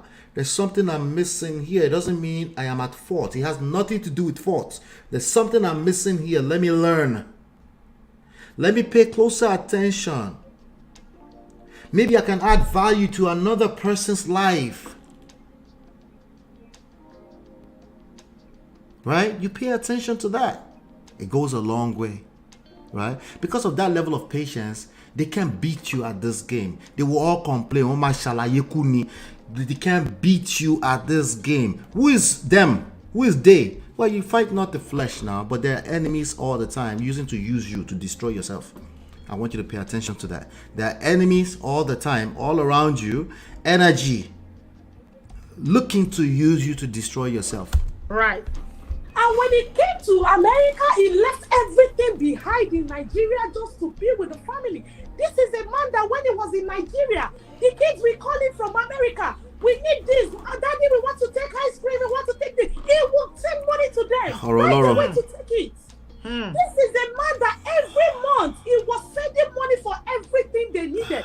House, feeding, everything. He was paying the rent from Nigeria. Toby said, Amoni, she saw, it's a person who pushes you to speak out of turn. Bulaba Bala Blue, there you go. Amoni. But Patrick is with me. I see you, but Patrick. From Bala Blue. Bulaba. Let's see. Okpe, what's going on? Okpe said, you said you don't know what exactly happens, and you said he was angry because she knows more money than him. I would prefer if you balance the advice and story. The woman talking have a point. RIP to the point. Okpe, you missed me. You will need to do some more shalaye for me to be able to unpack what you said. You need to help me. Help me. Okwe. I don't get it. You know. You get it? If you don't get it, forget about it. I'm guessing that's what you're saying after this. Explain, because no evidence. All right. Okwe, you go explain tired though. Not me. I'm not sure what you're talking about. Okay. Maybe you just jumped in. I did say earlier on that this is not about Hassan and Sarah. I said that. Okay. But you might be disconnected from what I mean by that as well. But I can't explain. Come and be tired. But apparently say $2,000 times 920 naira, 1,800,000. All you're a millionaire in naira. Salute, sir. Good to see you, sir. I appreciate you, sir. Yeah, she's definitely calling from Nigeria. If she's not calling from Nigeria, that's a person, I know many of them, who is stuck in their village, and some of them they've taken them out of Nigeria for a long time, but they're mindset wise they're stuck. You can't do nothing to help them. There are many people like that. Okwe is probably one of them. Okwe, are you one of them? Okwe is probably in the Yankees somewhere stuck. Okwe, I'm with you though. Okwe, I see what you're saying there, but we're not advising. It's too late to advise Hassan and Sarah. I don't know if you get what I mean, right? It's just too late. Okay, it's too late to advise Hassan and Sarah right now. We're talking to ourselves. We're analyzing what we can see, limited information, and that's about it. But I appreciate you being here. All right. Natu is saying MOP drop the link. All right, let me drop the link. Sorry about that. Let's see. This is gonna be interesting. All right. Oh God.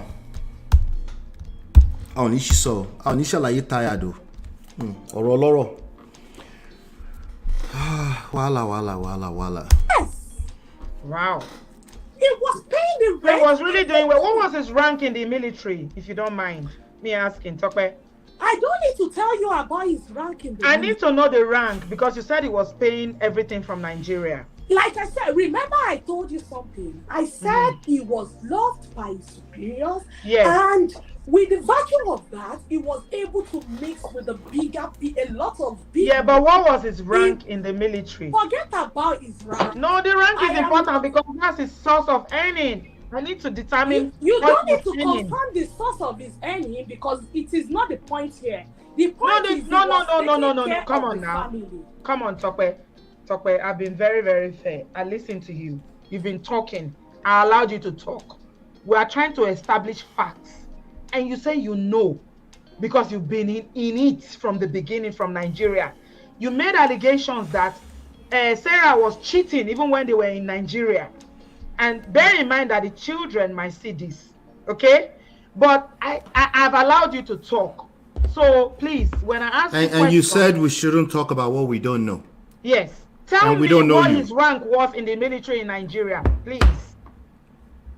If his rank is your issue, then I will not talk about his rank. The rank is not my issue. I need to know what his rank was. He was doing his other businesses even aside from what is his rank? Okay. Wait. Okay. So right there, she said other business because why? Because she's still stuck on money. She's still trying to, for people looking for balanced advice. Auntie B2 was asking the question, but she was asking because she's trying to dig up something else. But she's still stuck on justifying how much money he was making, right? This were probably the type of people that were advising this man. Okay. No, we should call this woman to order. As opposed to, she's making more money. Okay, let's help you. Let's find other ways where you can add value to whatever she got going on, or whatever you guys got going on, or the crisis, or the let's because that money, trust me, it comes with problems, and we can let's talk more about it. What would the aunties like this do? Aunties like this would be like, we need to check this woman when they are making more money, because once they start making money, the pride will enter. We don't know that before. If you make more money than the next man, won't pride enters more? We didn't know that before. You're telling us anything. Did you tell us anything new? Right? You didn't tell us anything new, and you're not solving the problem. You're making it worse.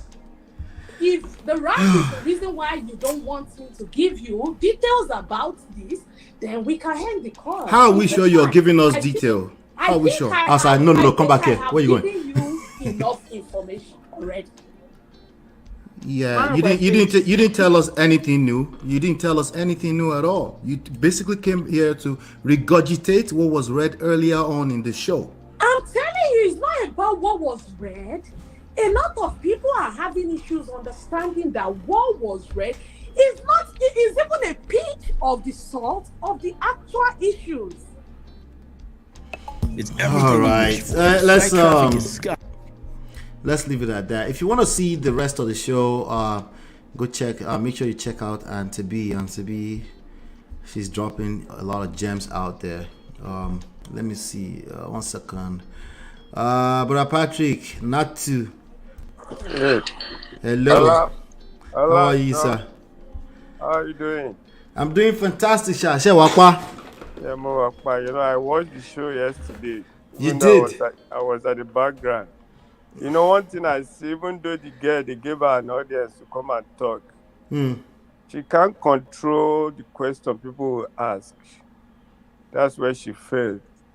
You can't do that. In a public domain, you came and they gave you that audience. Yes. And Auntie B was quiet and was respectful. I look at the way she said, if you are having issue, you can't answer, you can't talk to people like that with the rank. And you can't control them from asking you questions. You don't just even jump into such issue, even though you are, like you said, even though you are part of the family or you know them. You know, are you speaking on behalf of the family or what? So she just came with anger. Maybe she knew them. So you don't have to go to that extent. You should be mourning at that period. You understand? And you know, even though they allowed her, she can't control the question being asked. It's not mature. So, well, she was given what she wanted, and that's it. So, you know, I was thinking of something, even for the Gen Z. I hope people will be listening to me. Yes. Allah, you know, I talk lightly now. Really, sir. And, you know, I'm gonna draw similarity from something that you understand. Okay. You know, the hiring manager has the discretion to hire whoever she wants to hire. Yes. It's the discretion of the hiring manager to hire an applicant. Yeah. Even though HR saw a resume that fits into whatever they wanted, and if that person is going through interview, it is the discretion of the hiring manager to say, okay, this is my best fit. Yes. Yes. And it is based on many factors. Based on many factors, yes. Yes, it might be by maybe I just like this guy the way he was talking. Right. You know, it might be because of race, you know. It might be maybe he knows the job. But Allah, from my experience, there are a lot of people that have lied on their resume. Of course. People lied a lot. Of course. IT people, them IT. God bless you. You don't need experience. Yeah, right. Yes, every one of them require experience. Let me give you an example. Thank you mentioned that. You know, there's an algorithm. By the time in IT, most IT, if you don't have 10 years of experience, you'll be shelved out. You know what I mean? So if you go through that screening process and you're not up to 10 years experience, definitely they won't call you. And people lie on that. And let's not even go to IT. Many jobs, people lie on their resume. And a lot of... They do. Yes, a lot of hiring managers even regretted that, oh my God. Yeah, people end up on the floor. They don't know what they're doing. It's reality. Yes, why did I hire this guy? I made my mistake. I was carried away, you know, and I'm applying that to relationship now. Yes. Ola. Yes. I hope the Gen Zs will listen to me. And, you know, the man and the woman, both of them are hiring managers. You understand me, Ola? I'm hearing you, sir. I'm with you, sir. Both the lady and the man, they are both hiring manager. And when it comes to marriage, it's a lifetime affair. Yes. Yes. Like job, you could be fired. I said, man, I regretted about even, please go. Yeah. But when it comes to marriage, before you realize that you have entered a second chance, maybe kids will have come in. Yeah. So I'm just telling the Gen Z or the singles. Yeah. That they should take the position of a hiring manager and do their due diligence. Right. I'm serious. Yeah. So they should not be carried away by whoever they are dating or they want to propose or whoever they want to marry. They should take it like this is a lifetime venture I want to go into. I better open my heart. I better know what I'm doing. So that at the end of the day, say, what have I done? Like the hiring manager that I had the wrong person. Yeah. So that's I was just because that one is a good analogy, and it's still like the tip of the iceberg because at least you can fire people and replace them. Yes. Worst case scenario, it costs you money, which is they can fire you for that money it cost you, by the way, if you're a manager. But your point is that you need to. Vetting is very important, basically. Yes, there was a lady, I'm going to round up with this lady experience. She was recounting her experience. Young lady met this guy, and the guy said he's a pastor, that he has a ministry. For example, in Nigeria now, most people have ministry without office. They are house in their office. Some of them are prophets. And this lady said she actually liked the guy. And the lady said she wants to travel abroad. The guy said, well, I support your dream. We are going to do it together. And they got married. Hola. Can you believe this lady, the first thing that shook her on the day of their honeymoon, this young man has to smoke ganja before first kerewa. Wow. This lady said that was when she knew that she had entered second chance. We are talking about the Christian. And when she now really know the man, really get into him, now discover that this man was using black voodoo.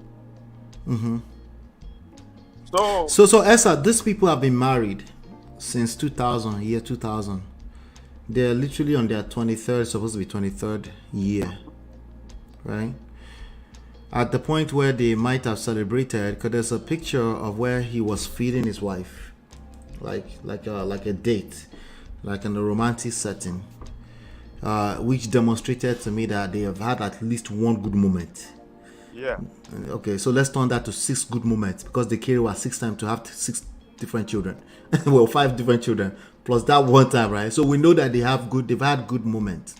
Unfortunately, when people have gone through and have collected woto from their partner, all they remember is the painful experience of that funk, of very toxic moment, that conflict, that crisis. That's all they can remember. Sadly, most people, right? It's very hard for people to reflect with gratitude that it's not always this bad. It must be something going on. Let me calm down. Let me listen with patience. It's a very difficult thing for people to do. What they remember is just the worst moment, right? Which, if you were to be counting by moment, is usually fewer than the good moments. But because it has such a big weight on the heart, that's all they remember, right? So now, with that being said, right, what about people that have been in a marriage for 15, 16, 17 years? Una now Japa, you Japa. And then your wife is making more money than you, right? And she's coming off. Because I would not discount that he felt that way. He's coming off as arrogant. Like just a very prideful human being. Saying you're such a lazy man. I did it for you. And he's trying his best. We can tell that he tried his best. He at least put a resume for IT jobs. The contracting on LinkedIn, right? So we saw that, right? So he was trying to do what a lot of people do to get ahead, right? So if he keeps comparing his try, right, the fact that he's putting effort towards the reward he's getting from his wife, who might feel like it's not enough, who is Jamblata, maybe her mouth is no good, right? You start to resent that situation. Then you start to say there is no love in marriage, or you start to conclude that it's just a very bad situation for everyone because of those bad moments, right? What would you say to people going through that right now? Because a lot of people have gone through that, they came out on the other side and they're fine today. When you tell their story, they're able to tell you there was a time that we were in crisis too, right? What would you say to those people, right? Because you just addressed the people that are picking or choosing in the beginning. What would you say to people that got into 13, 14 years and they start getting hit with this kind of yeah, actually, unruly behavior? I knew somebody that the thing really happened to.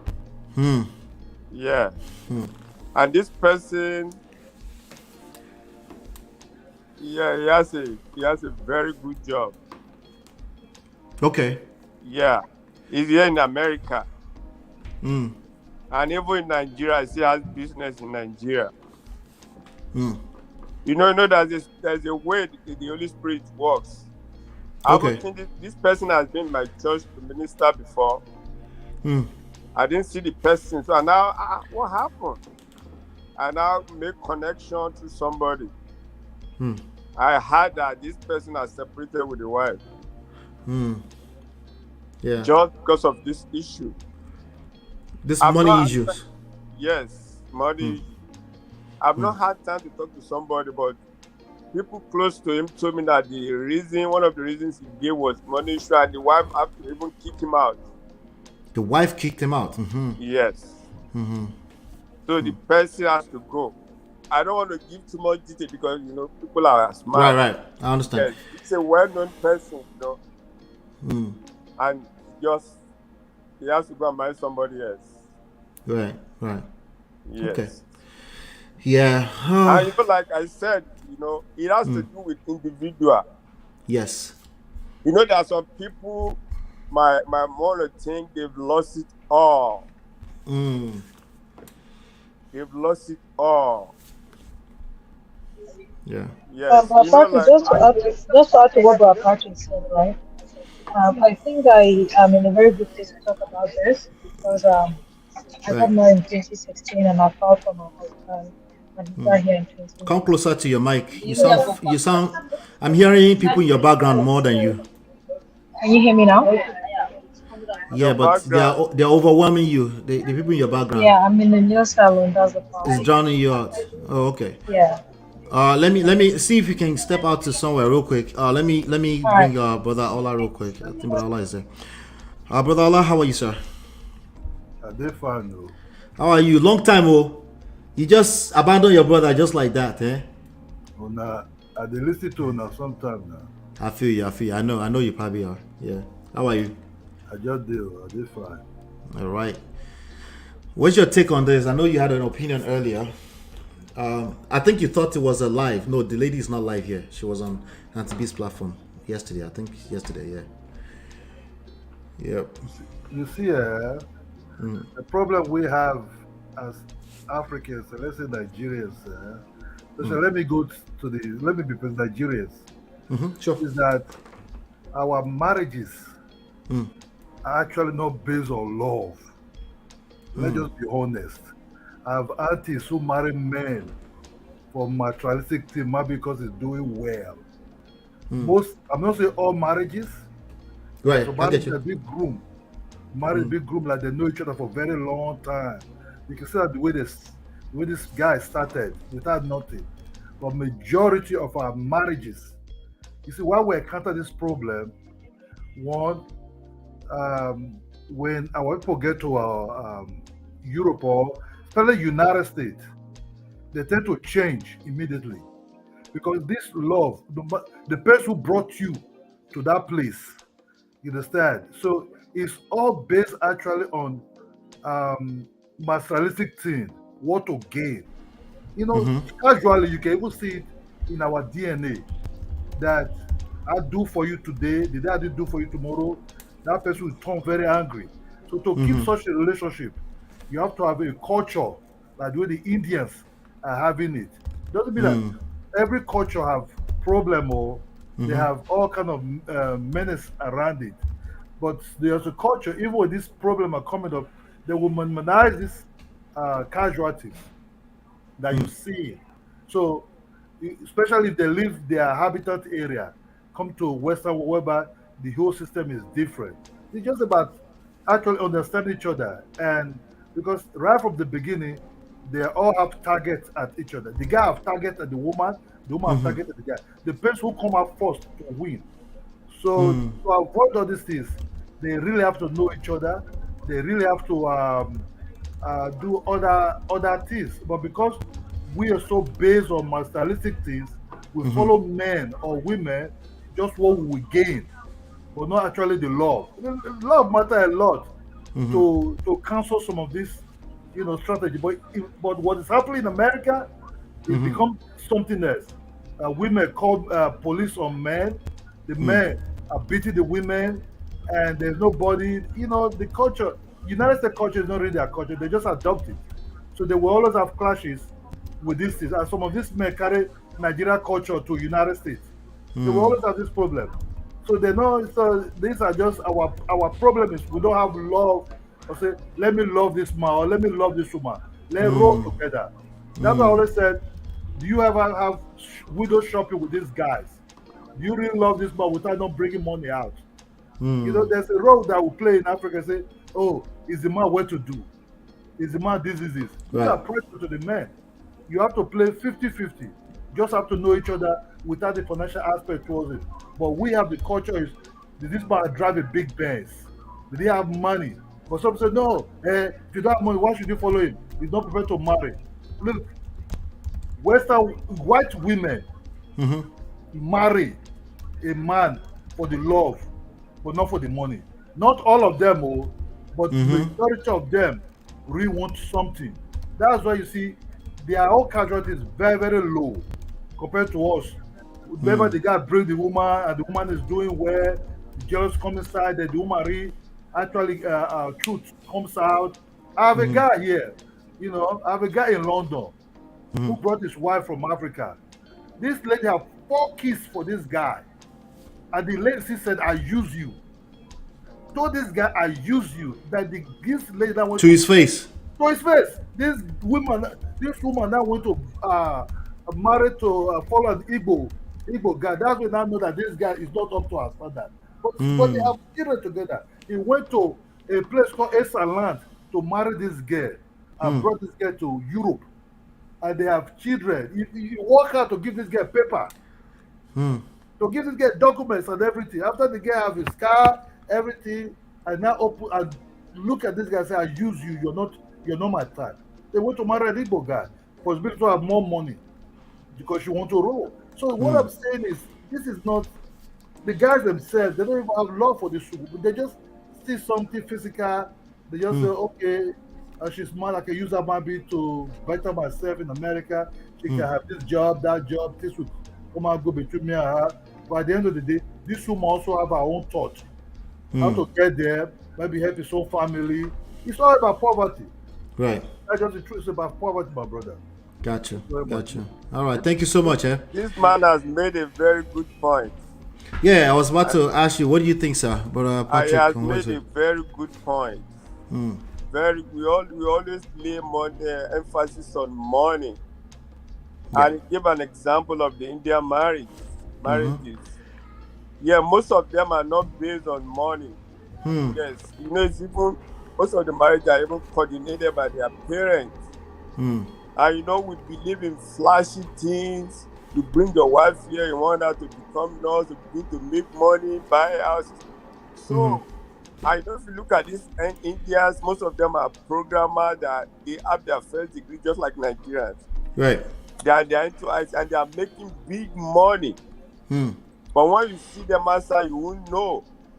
This man has made a very good point. Those are one of the very reasons why African marriages, especially Nigerian marriages, are why they are failing. Yes, that's a very valid point. Okay. I completely agree with him. Gotcha. Yeah, I think he's speaking more to the point I made earlier, which is about value. That people are chasing after value. They're chasing after money as opposed to value. You know. But yes, I have Brother Ben. Brother Ben, are you there? Is that you? Same person? My guy. Ola is Ben. How you Ondo doing? is far. Super far like hell. welcome to the Prestige family, my brother. How you doing? I'm cool, bro. Red, You're doing a great job. Uncle, Uncle, I dey hear you, Mr. Patrick. How you been, sir? For evening with Ola. That's a nice one. Mr. Ola is doing great. Thank you, sir. I just wanted to contribute to what you are discussing real quick. Please. Yeah. I'm gonna speak like in parable because of because of where we live. And the reason that I'm gonna speak in parable is because I don't know if you saw my comment earlier.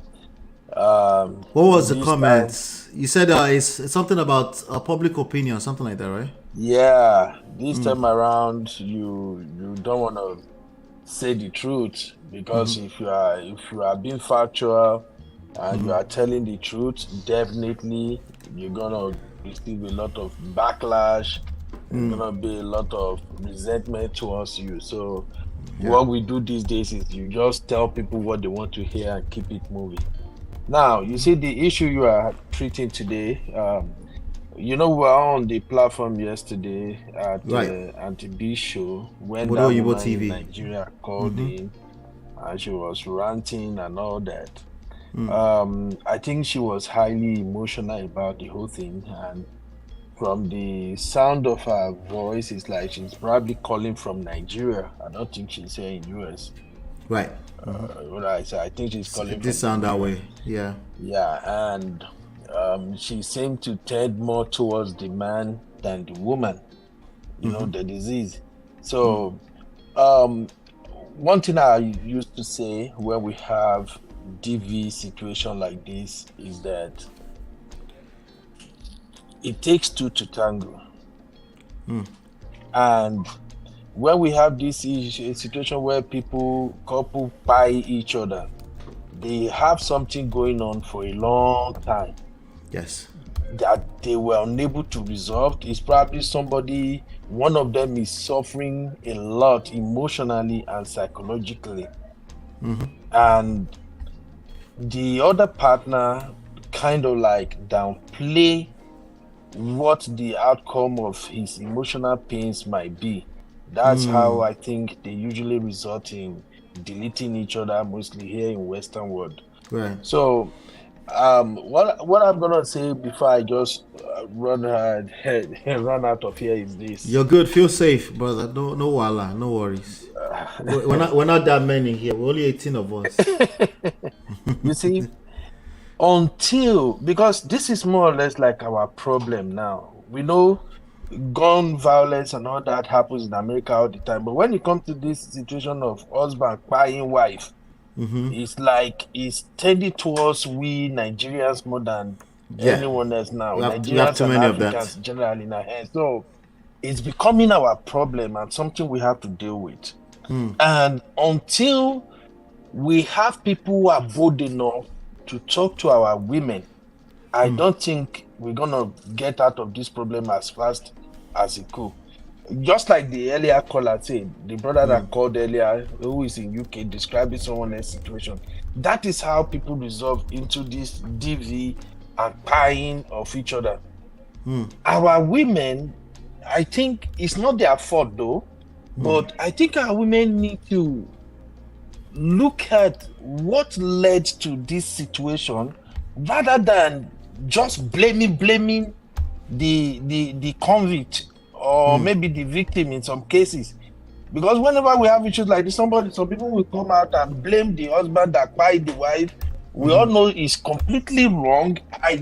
It's terrible. I can't even imagine someone thinking of deleting your partner because it's crazy. But what are the lessons? How do we avoid reoccurrence of this kind of situation? So that's what I'm thinking, that we need to start raising conversation along this line. Let's make women understand that You can't marry as an African and you want to live like a Westerner. It takes two to tango. If you want to live the Western life, your husband must also live the Western life with you. But if you are married to a man who refuses to see what you are seeing, who refuses to buy into the kind of lifestyle that you want to live, then there is a problem. I don't know if you get what I'm saying, Mr. I'm getting you. There is a huge problem because we've seen this situation repeat itself several times. Women, a man will come to the US, you go back to Nigeria, bring your woman over here. The woman gonna be obedient. After 5-6 years, she believes she now knows the system better, and which is not wrong anyway. We're in a civilized world. But by the time the woman is coming fully into her being, career-wise, she's becoming a professional woman, she's making money and all that. The moment the woman failed to recognize that I am an African first, I can't go all Western on my husband, we are going to be having this problem, But like I said, these are some of the arguments we don't want to put out there. You just want to play along with everyone else. But our women need to understand that it doesn't work. For instance, how about the men? Our women are women. What do our men need to learn?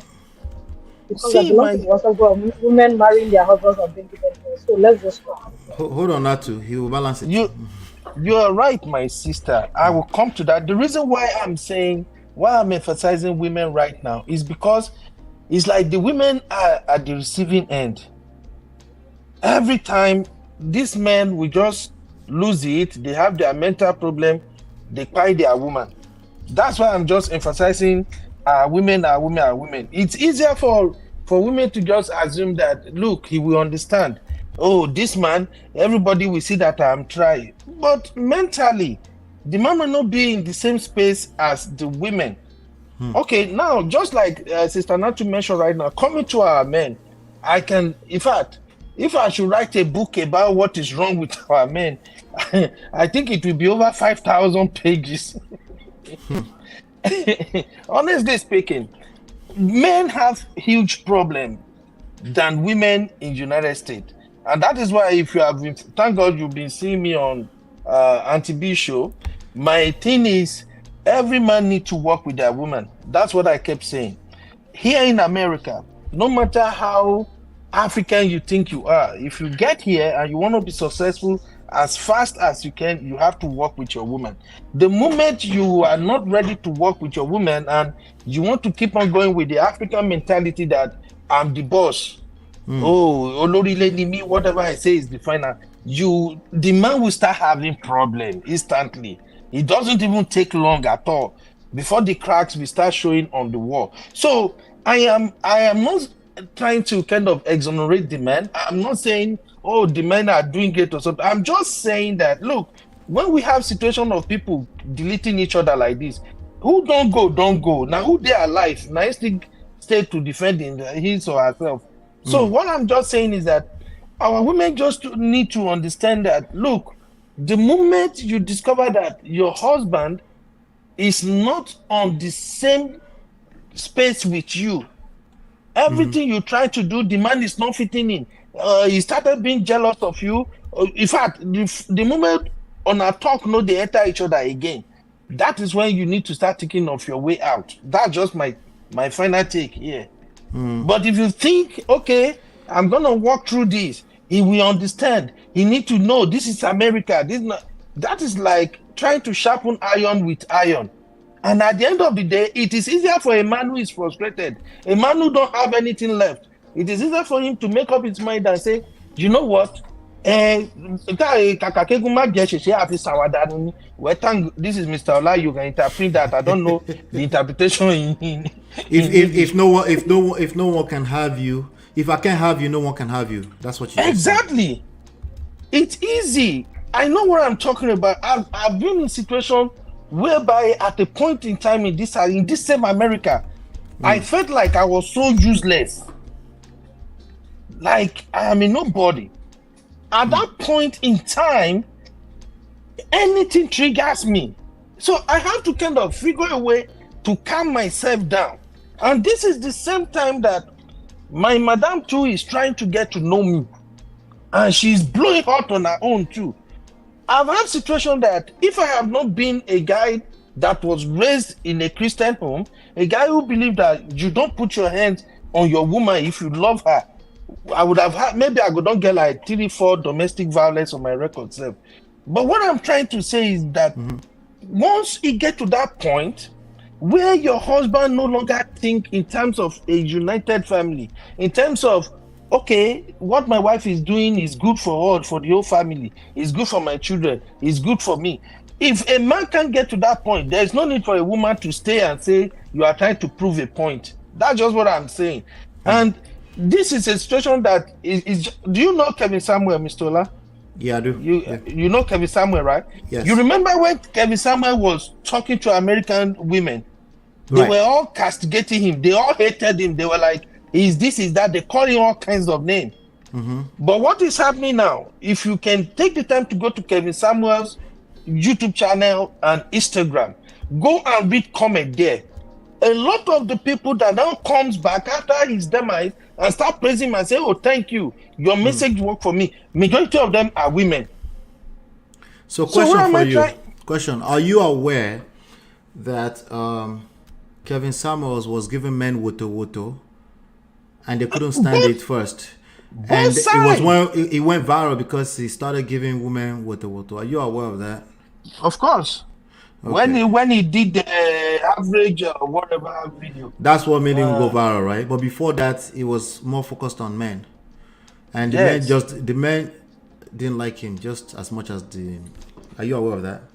Of course, I know. Okay. A lot of people don't like him, so I'm just saying that right now, if we're gonna stop this problem of men paying their wife, I think we need to start saying what is on ground. We have to start talking about reality, not trying to please. Let me just say so that women will be angry. Let me not say this so that men will be angry. We won't get out of this problem. It's better we come up and start saying it the way it is. Let's have the conversation. No, stay with me. Don't leave. Let's have the conversation. Just give me 1 minute. 1 minute, MLP. I'll move on. Brother Patrick, let Natu go for it, and then she said 1 minute. Even though her mic, oh my God, go Natu. Natu, you did there? No, I said give me 1 minute. I'm coming out from where I am right now. Oh, okay, she's coming back in 1 minute. Okay, let's go to Brother Patrick then. Brother Patrick, sir. Yeah, Ben, thank you for balancing everything. And in fact, this is your best advice. Since I've been listening to you, you balance everything. Thank you, sir. Is it because it feels safer on men of prestige? Yeah, like you rightly said, it's not there to castigate women on men. I know the truth should be said. She balanced everything. Abi balanced everything. Thank you, Ben. You know. Before Natu comes in, there was a pastor in Atlanta. This man went to Nigeria, and people were congratulating him. Pastor, we like your house, your new house. Pastor said, what? Not knowing that the wife has built a house in Nigeria, not without telling him. You know, when the church now he said he wants to divorce the woman. When the church he said you can't do that. They said the woman should give the woman the key, the man the key. The woman said no, that she borrowed the money from the bank. And you know, to round up everything, there should be a forum that men should be allowed to talk. You know, to express themselves. You know, we bottle in a lot of things, Ola. Yeah. God bless you, sir. Yes, so that men should be able to express themselves what they are going. Is my mic better now? Yeah, let Natu take care. Natu can. Yes, I think we can manage. Okay, so I was saying that I think I'm in a good position to talk about this because I want to get married in Nigeria too and bring my husband here. And so because I'm one of those people, we know ourselves, a lot of us. And I have many of our friends like coming up to me and asking me like, how did you do it? Because a lot of them like the marriage couldn't hold. And the guys, they end up seeing that the guys getting here, the guys use them. I have a friend that the husband used to have sex with her and curse her out while he's having sex with her. You can't do this, you can't do that, you can't turn this way, you can't do that. You understand? So just like the way that some men are bringing women and feeling they're being used, like we are also receiving the same thing. Do you understand? So because some of these men, when they come here, right? So people tell them, when you go to America, you know, America is 50-50. You bring your wife, bring. Do you understand? Okay, let your wife work. But when it comes to issue of the house, you have, let's say you have 3 kids. I know someone that have 3 kids. He wants the wife to bring 50% of their bills. He brings 50. But when it comes to the kids, no, he has something to do. It's the job of the mom. So when Brother Ben is saying that if you want to have an African marriage and then you want to be westernized at the same time, let's pick a side. If you want us to split the bills, let's split about taking care of the house too. But when it comes to like other domesticated stuff, oh, it's the job of the woman. But when it comes to you, you want me to contribute. And then resentment start building in. Some of these women that react, go and dig deeper. Some people don't want to talk. Do you understand? Go and dig deeper. They will tell you, like, he wants me to bring money, but he doesn't want to help in the house. I want you to cook for me. I want you to do that. But I want you to give 50. I'll be machine. Do you understand? So I have friends that are complaining. They are talking, and even They're me, complaining about their own, the other side of it too. That some men, and when they bring them, is when my husband came, it's not that we didn't have our own struggles. I'm even telling that we're still together because by the grace of God, and because I was raised in a Christian home. And I said, and I tell you all the time, I said I give credit to God one, but I have to give you an Auntie B, because when I started watching you guys, I started talking about self-reflection and self-evaluation. You understand? And I started doing that. Yeah. I'm hearing a lot of noise in your background again. But, no, it's not me, it's Brother Ben. He's ordering something. Oh, it's Brother Ben. Oh, okay. All right. Sorry. No, wala.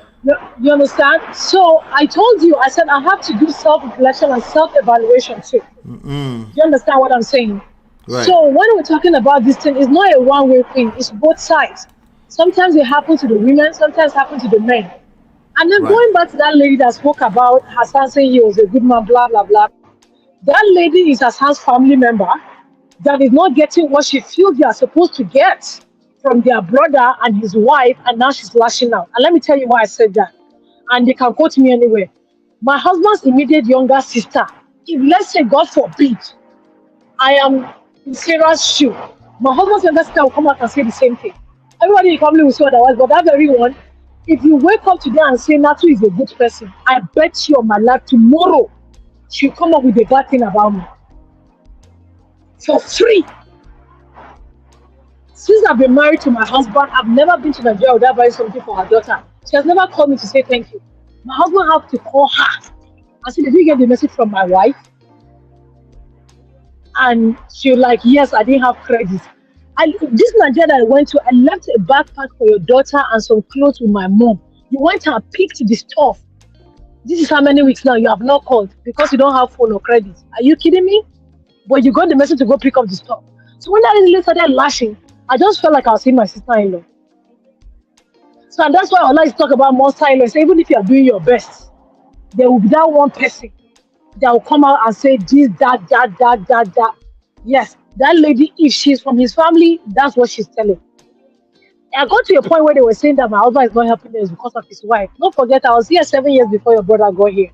So what am I collecting from him that I cannot give you? Do you understand what I'm saying? So a lot of stuff are going and married that people are not talking about. So the way like some people feel you, like almost everybody, both the woman or both the man, that people are bringing us spouses, that sometimes they feel like they're being used. But just like you used to teach us, sometimes because you don't sit down and look, I'm telling you that even today, I was just thanking God for something because I sat down. I think I went out to do something. I was just with her. I'm like, I've never remembered the time that I told my husband, oh, I want to go here, or I want to go and do something. And he said, you're not going. The only thing you tell me all the time is, okay. And I was telling myself today, you know you're lucky, right? You know you're blessed. No joke. We have our own fight. I want to do is ugly. But today that's what I was telling myself. Because I don't remember a day that I say, I want to go here. And you say you can't go. No. You just say bye. I don't remember a day that I woken up and said I don't feel good, and he said you have to cook for me. We don't have that. We have had other fights that were ugly. So when I'm counting the ugly ones, I have to count the good ones too. Do you understand what I'm saying? So people are complaining, are saying this person's spouse is saying that, this man is doing that, his wife is coming here following another man. Go and dig deeper, please. I ask your friend. How many times do you touch your wife in a week? You want to live with a woman, you're not touching her. And then you're doing anyhow, you're giving her silent treatment. Some people are not saying the truth. Too. Some people are not saying the truth and they will not tell you the truth and they will take it to their grave. I am not saying what some women are doing is right. I'm just telling you. Because we women that brought our husbands to America, we have our WhatsApp group. I know somebody that lived in our in the same house for 6 months.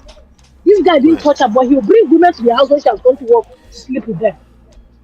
So what are you saying? Yeah, I'll tell you for free right now, right? I think Brother Allah is back too. I'll tell you for a fact right now. The two people involved in this situation, none of them is telling truth. They're just not capable of telling the truth. 100%. God bless you. 100%. Because they are caught up in their emotions. They are only narrating their own experience, right? If you want to call their experience their own version of the truth, feel free.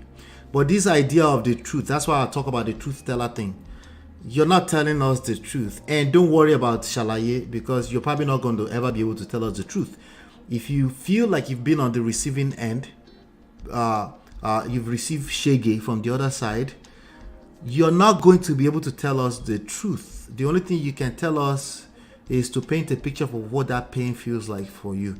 That's all you can do, which is why we're having this conversation. But let me go to Brother Patrick really quickly, then I'll go to Brother Ola. Brother Patrick, I think you were trying to say something. Yes, sir. Yeah, I really like that contribution as well. But you're like Ola and Auntie B and every other person. They're only trying to make society better. They are not on their platform. They are not on their platform to shame anybody.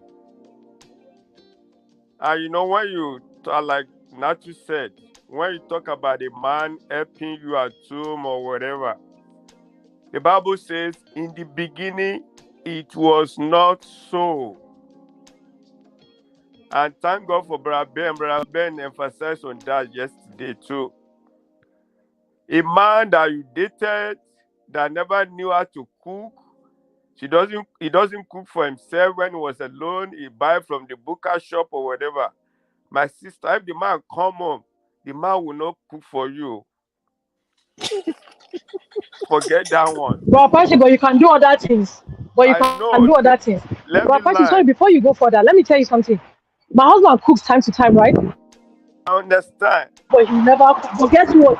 He'll go to he do grocery for her 10 times in a day. But my husband, you should buy him, not do grocery. But if you bring, he will cook. So, see, there are things that you can do. If my husband doesn't cook, I know he can't cook. But let me get out of the other place. That's the point we're making. Natsu, relax. Sir? Relax. We have been there too. Even cooking and doing domestic work might even be little.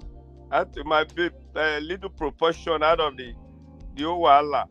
You know what? Me. What I'm even more concerned about issues in relationship or family is that it goes to the children. You may not know. Well, it goes to them. You know, when I was growing up, can you hear me? Can you hear me? Yes, sir. Yeah, we can hear you, sir. You know, when I was growing up, my father worked for the government, worked for the railway for 40 years. Like Brother Adey's dad, and my father retired there. You know, my father would be coming from work.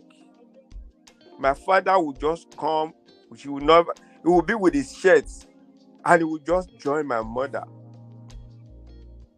He would not cook, but he would go and help her to break wood. Then we used to use wood to cook. The man would just be coming. And you know, I know how to cook very well because they taught us. I know when we got married, when my wife and I got married, my wife just reminded me about last month. Brola, we have to stay in family house. before we got our own house. The first day my wife came, was going to work. After our honeymoon, my wife was going to work, and she put her clothes on the ironing board. My dad just came out because my mom was late. My father was the one leaving the old building, and we have to stay with him. My dad just came out and said, "Come my wife, say from today, never. I don't want you to iron. It's Patrick that will be ironing your clothes." Brother, since then, more than 20 years, I've been the one ironing my wife's clothes. Up to now, even when the children are there, when my wife is going to work, she will drop her clothes out. I'll be the one that will iron it. So people are different. Don't compare your husband to any other person.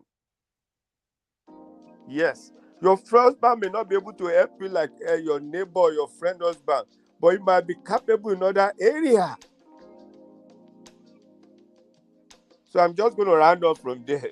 Somebody else can come. He might be able to. Yeah. Yes. Allah, before I came in here, I've had about 2 hours meeting with my wife now. We've had 2 hours meeting. We had time. Nobody's at home. We're almost, our last baby is the one at home now. Everybody's gone. We have about 2 hours meeting. She's on a Zoom call now. She just finished her own Zoom call now. That's why I can talk. Okay. Let me go to Barakidola. Barakidola. MOP, please, sorry, before Barakidola says something, let me tell you something real quick.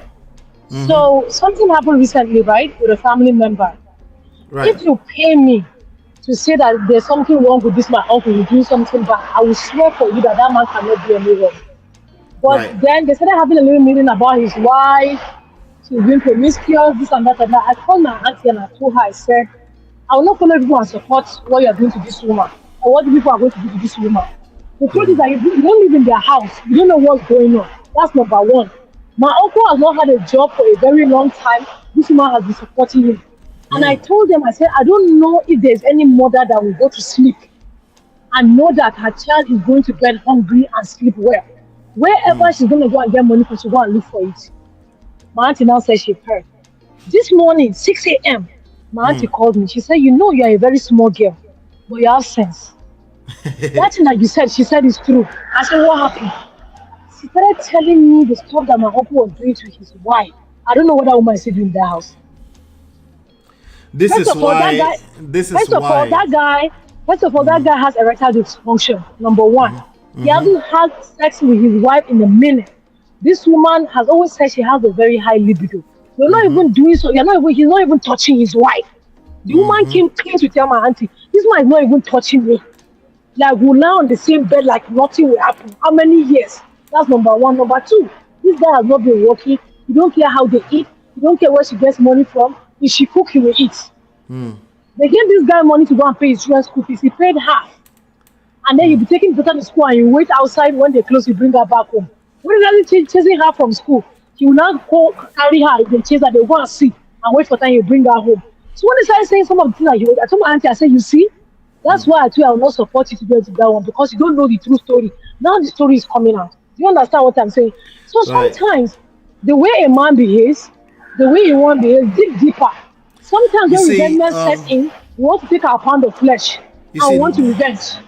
Not to, right? It's very, there's something that's very deep. Before I go to Bodola, right? There's something that's very, very difficult for me running this platform. Okay. The advice you just gave, right? Like, dig deeper, right? Ask further questions. I say that all the time for a reason, right? But at some point, I have to make some inference because I run a platform. I want people to actually walk away with something. So at some point, I might be crossing the blurry line of giving advice for something I'm not completely privy to, you know. So it gets very difficult sometimes, but that's my struggle, just so you know. Because I generally don't want to give a stunt opinion on something I don't know, but I have to do that sometimes, okay?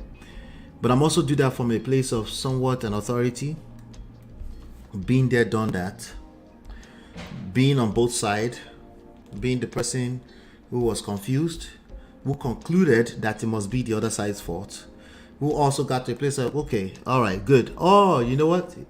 It wasn't my fault, but this was an understanding that I didn't have, right?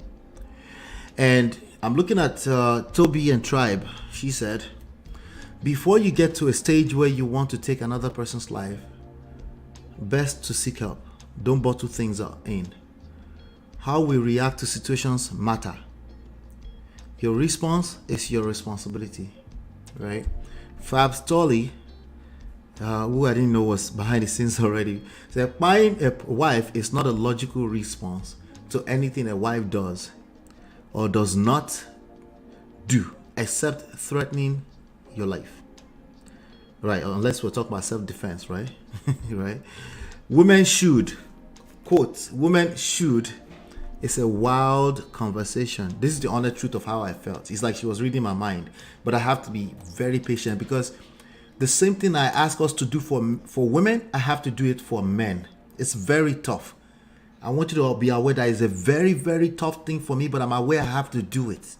I have to listen long enough. Listen to all the stories, right? Make sure that we feel heard, even as men, right? So that we can actually get to a position of solution sometimes. And oftentimes, when it's majorly women speaking, men don't feel heard, right? So it's hard for them to hear other people too, right? But this is where leadership comes in. Somebody is going to have to take the lead in how we get to some kind of solution, right? She said, I want to hear men empower women like brothers. So good point, Fab Stolly, but these are my struggles. I just want you to, so that it doesn't sound like I'm just too quiet or anything like that. I will say something to wrap up the show later on.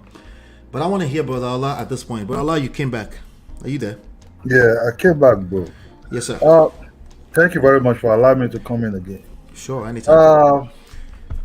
You see, our problem, I like the other man, the pastor who said just have a meeting with his wife. The way he sounds, the way he talks, the way he say he iron his wife's clothes. These are basic things. We really love a woman. We really love a woman. Because I've been speaking since then for the other woman. When a man loves a woman, what our Nigerian men have to understand also, when you really love your wife, you go extra mile to do things that will make her happy. You understand? Because when you love somebody, that person will sense it. And don't allow. I understand we have family pressure, extended family pressure. Some of them say, "Oh, what are you doing with her?" Or the man will even be lying when him and the woman building the things together. He will say he's the only one building it. There's no shame to say me and my wife are the one doing it together. No shame about it. I do it with my wife. Yes, thank you. You have to bring in the woman in because she's also contributing. If a woman that gives birth to your children, she's like a mini god inside that family. Because giving birth is very risky. So we men, Nigerian men, that's why I said, forget about this fake lies, this. The moment you say, okay, I will marry you, channel all your mind towards her. Don't let your ego overcome what you're supposed to do. Let her feel. Because you can easily say a woman that is not being loved by his husband, the woman get old in time. She's depressed. She look cloudy. No, she's not glowing. Nothing. Especially if the woman have interest in that relationship. And they see this guy just collapsing the whole thing, lying to his friends and everything. So that's what I said. It's all about the real love, not this fake one, not this fake one that we get. The men also target these women also for something also, not just the women. So we can say, oh, the woman, but the men also choose these women also sometimes because they feel they can use them. So Borola, ejeka so ojú abẹ Nico, Borola, Bora Ben, àti Bora Patrick. Okay, I'm going to ask you direct questions that I want us to come up with a solution. Okay, so we can bring it home. When you are a man, right? If you happen to be a man, your brother, somebody you know, happens to be a man who has done his best to take care of his family, right? But as we know, no condition is permanent. He got into a place where he's now ending up having to. He ended up in a position where he has to count on his wife to take care of financial responsibilities. Maybe because they Japa, maybe because they lost their job. Things happen in life. We all know this, right? And now it's the process of getting or securing himself so that he can also, because every man wants that. You want to occupy the position. You want the man to occupy the position of the provider and the protector, right? But because of circumstances, he hasn't been able to do that, right? So it's not. Ola, please let me quickly go. I'll come back. I have a meeting at 7:30 now. No problem, sir. Yeah. Yes, sir. If we're still on, no problem.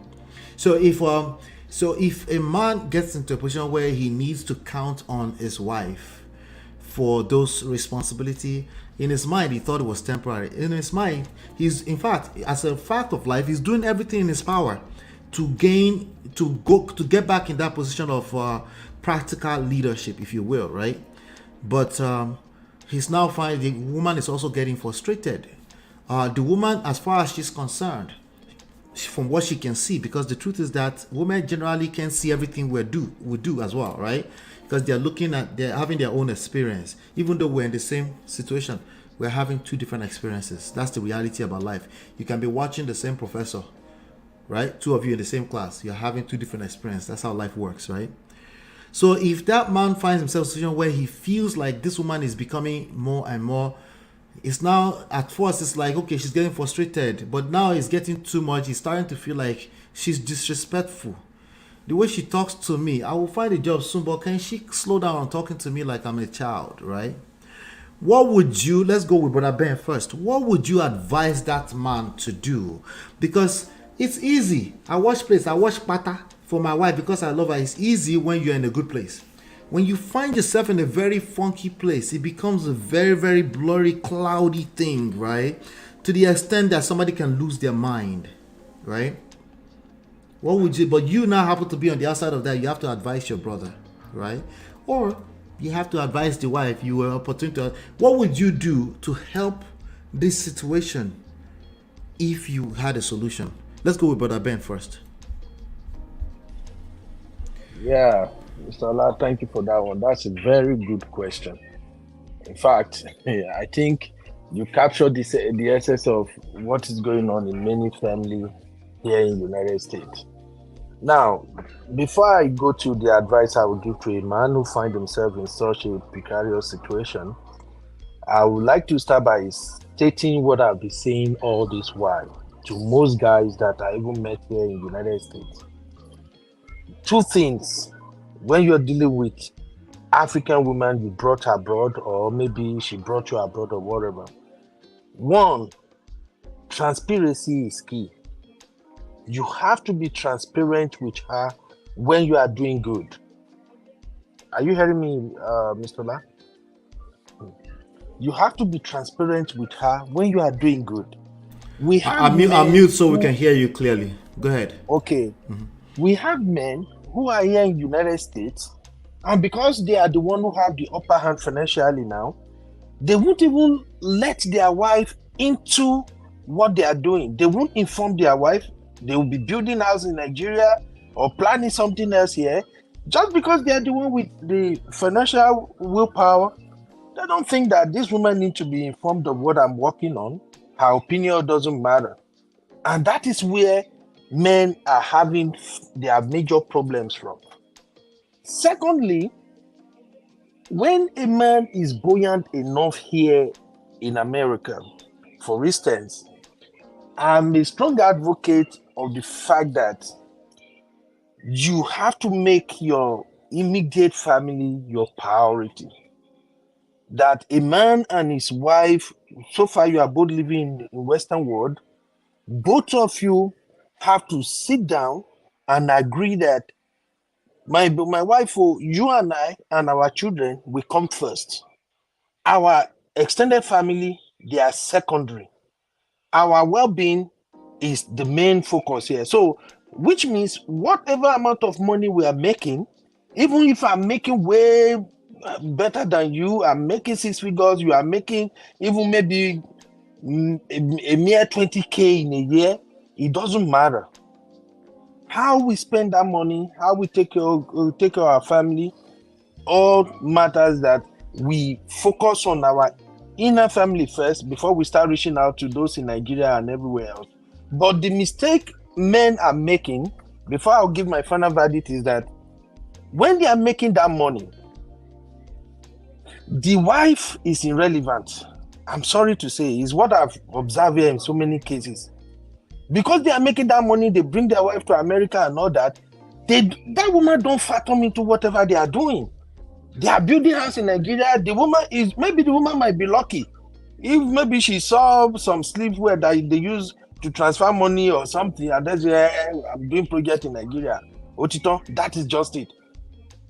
Now, once they have all these people, all this load they are carrying in Nigeria, every month you have to send certain amount of money to Nigeria for your project, for your dependents and all that in Nigeria, and your wife don't have a say. They fail to realize that the woman also has her own responsibility. She has her own responsibility to her extended families too. She also has a goal on her own. And it doesn't take long for a woman to learn that, okay, if you don't tell me what you are doing, I don't think I have to tell you what I'm doing too. So by the time the clock now turns around, maybe something happened, the man now lost his job, or something happened, he's no more making much money. The wife is now more or less like the breadwinner. Now, the same thing they dish out to the woman, if the woman is dishing it back to them now, wahala tideo. Now, because the woman now has money and because the woman is doing way better than them, they will now be flashing back to how they were behaving when they are in control, when they are the one who have more money. They don't forget. They will start thinking, this month, she might have sent money to her mom. She might have sent money to her brother. Who is she calling in Nigeria? What is she doing right now? Oh, could she be building house that I'm not aware of? Because when you have the money, you don't even tell your wife what you are doing in the first place. Now that the ties are turned around, you now start projecting the same thing you were doing earlier on the woman. So to me, my advice to our brothers is that once you cross over to this country, this Obodo Yibo, you have to make sure you and your wife work together as a team, because you can never tell what will happen tomorrow. Yeah, no condition is permanent. So you feel me? Yeah, so you and your wife has to work as a team. You have to give your wife that assurance. Your wife needs to know that, yes, when you are making this money, you both make decisions together. You plan everything together. If anything changes, she's going to step up and take over. And she won't swindle you. She will not even say, okay, let me go behind my husband or something. So that's just my take. If you are in a good position, bring your wife in. Don't do this African ego or macho thing that, okay, I'm the head of the house, I'm making all the decisions. It doesn't work. Because that's just what I'm going to say. Once anything happens and your woman is making more money, you will never have it together again. That might even lead to the end of the marriage. Thank you, brother. Thank you. Hold on, don't leave. Brother Kidola, what do you have to say to that? The brother just spoke well, most things in my mind, because when you see this, when you see this word, you see it as this word is small. So we I think we Nigerians, because of the way we grew up, our family, our fathers, not all household though. Sometimes some of us come up for polygamous, whereby these men are not actually really truthful, or they're just the dictator there, you know. So in this kind of issue, when you marry a woman that you really love, notice out of bound that you cannot explain to her. And if that woman really love you, and you part together as love, this way love is always kicking in. I don't expect you just marry or you just know somebody. The love comes grow into that marriage slowly, but there have to be honesty, openness. Don't hide anything. What you say today, that's what you also say 6 years from now. When this woman wake you up, don't bend things. You understand me? Notice out of bad you cannot explain to a woman that you are really together. Women will sense when you're not happy. They will sense, okay, let's assume the woman is a breadwinner and things are not going well with you. You can also the woman will know you really love her. You understand me? You really love her. What woman is really looking for actually is just love. Woman that really into you, just your love, your present. Another thing, the other things can kick in later. The financial things and everything, because at first, a woman will tell you, look, I'm marrying you not just because of your money. I really do love you. But when you both start having this goodness together, this maybe you walking, she's walking, these are kicking in, these are beautiful, and then one of them lost his job or kind of like a little bit down. Because things happen. Things happen. Not everything will be sweet on maybe your job will continue having this job. No, you might lose this job for 2 years, 3 years. Yes. She's not the breadwinner. Mm-hmm. What you have to do as a man, be honest. Speak what is bothering you to her. Say, "Hey, baby, I have this problem. I'm not happy that you're just the only one making this money. Try to do my best." You just open up how you felt and how you appreciate her also Right. for what she's doing. Everybody needs a feedback. Show that Yes. I appreciate you. I see what you're doing. I love you. Cuddle her. Hold her hand.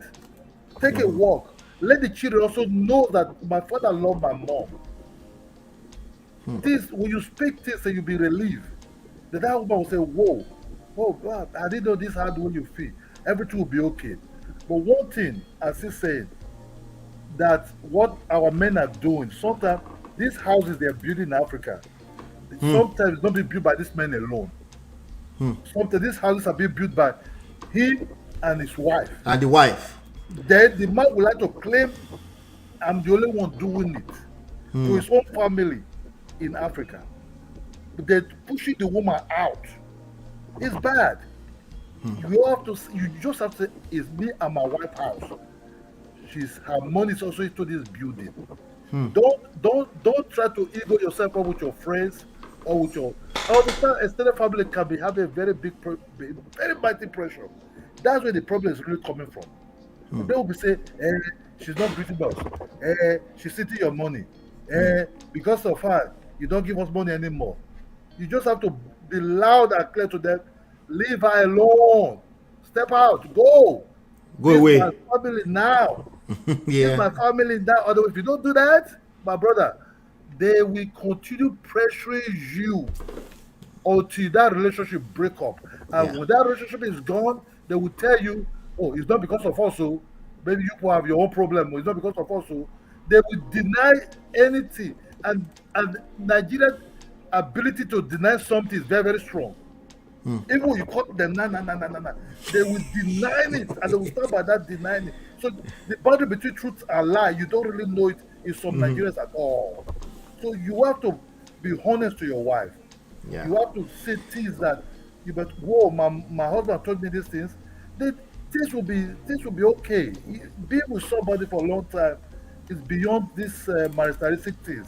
Because if you put a family that is involved, is more. You are just one. But be honest. Bring her into the whole picture. Don't try to exclude her. Don't try to underrate her or undermine her. Let her present also be fed, or she's also be dead. That's what I said.